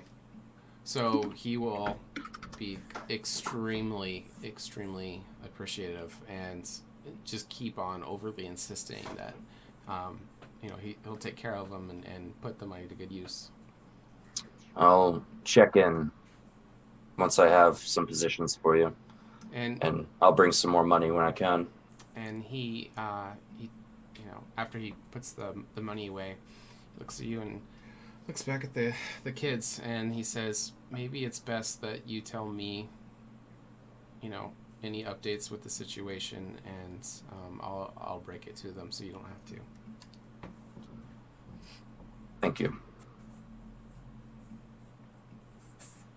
I'll just sort of clap him on the shoulder and leave. Okay. All right. So he turns to the kids and he starts talking to them as you exit their shitty rundown hideout, and you see Urgra being riddled with more questions than she wants to answer. That's 15, Urgra. You got 5 more. Is it quieter than you? Yes, it is. Well, that doesn't narrow it down. Kurtz, how did it go? Oh, hi, Kurtz. About as well as can be expected. That's good. Ergra, do you have any friends in the bounty hunting business that need apprentices? How many people are we talking? How many people are we talking to you? A dozen. A handful? A dozen? If not all of them, there are at least a few. I mean, it's possible that I could take a few to the people who trained me. But I mean, it certainly wouldn't be they wouldn't be able to handle a dozen, and even then, they'd need to be skilled. Otherwise, in this line of business, they're just going to die. Well, if they keep up what they're doing, they're going to die anyway. You can always take the time to try to meet some people and make some connections, and Yeah. We'll see how everything turns out. Okay. Because now that they're not thieves, I'm going to turn them into pirates. Okay. All right. Is there anything else anybody wants to do? Unless you want to tackle Ivan. Okay. So you guys were wanting to wait till Rin finished his trance, so you can get a long rest in, right? Possibly Finley wakes up. Okay. So you guys can head back to the manor and wait for them, and Ooh, is my order done? I'll check on that. Oh, no, he's going to tell you he needs more time if you find it. Okay. So you make your way back to the manor, and you're waiting until Rin finishes his trance, and at the same time, Rin and Finley come stumbling down the stairs, and that's where we will end our session right there. Right. Yeah. All right. Good job, guys. It was a good session.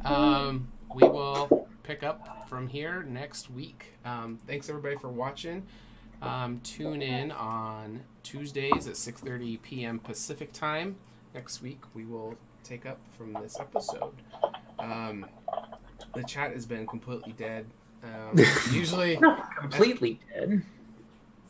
We've got a few.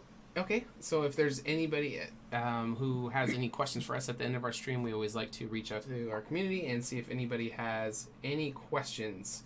Do you guys want to know anything about the game, about the stream, anything you missed, questions about the characters, stuff like that?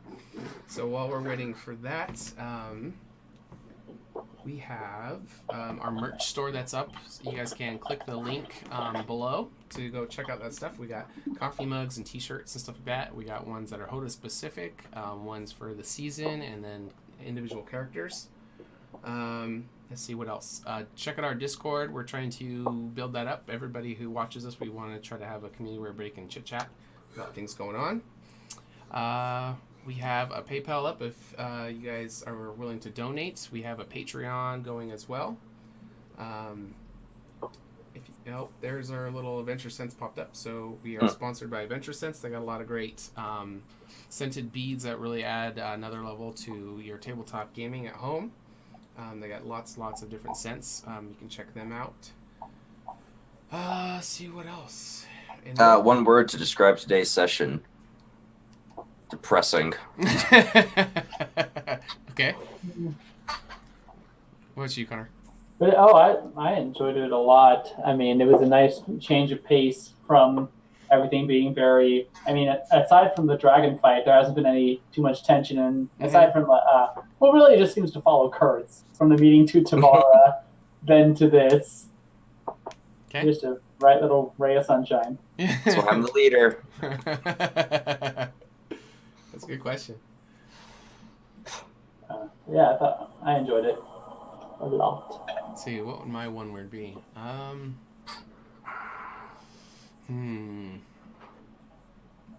Intrigued. It was really intriguing to see Kurtz's hesitation on answering everything. Like, it was really cool.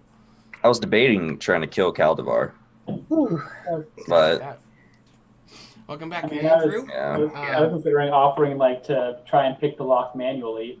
Mm-hmm. I figured that would be the one chance we had when there. Yeah, I was thinking about it, but the whole place is guarded 24/7. So even if you did him sneaking out, his chances are slim to none anyway. And then we get in trouble. Erger could pick the lock. She could. So we had a question in the chat. AJ was one word to summarize today's session. Magical. Or anti-magical in the room. Yeah, there you go. Okay. Very split session. The very beginning was just sort of happy-go-lucky. I beat a guy, and we still don't know about then that. we just Yeah, it's interesting how it turned. Do you guys have any more questions for us? We love hearing from you guys. We'll give you guys a minute. Feeling he sure picked a session to miss. I know, he missed the one session. Yeah, he's all hungover, but you guys can get him all caught up and stuff during the week. Yeah. All right. But he missed out on Rin's turn to sing. Oh, yes. I noticed that. Let it go. Alrighty. Well, we will end our session here. Thanks, everybody, for sticking with us, and we will see you next week. Bye. Yeah. Bye.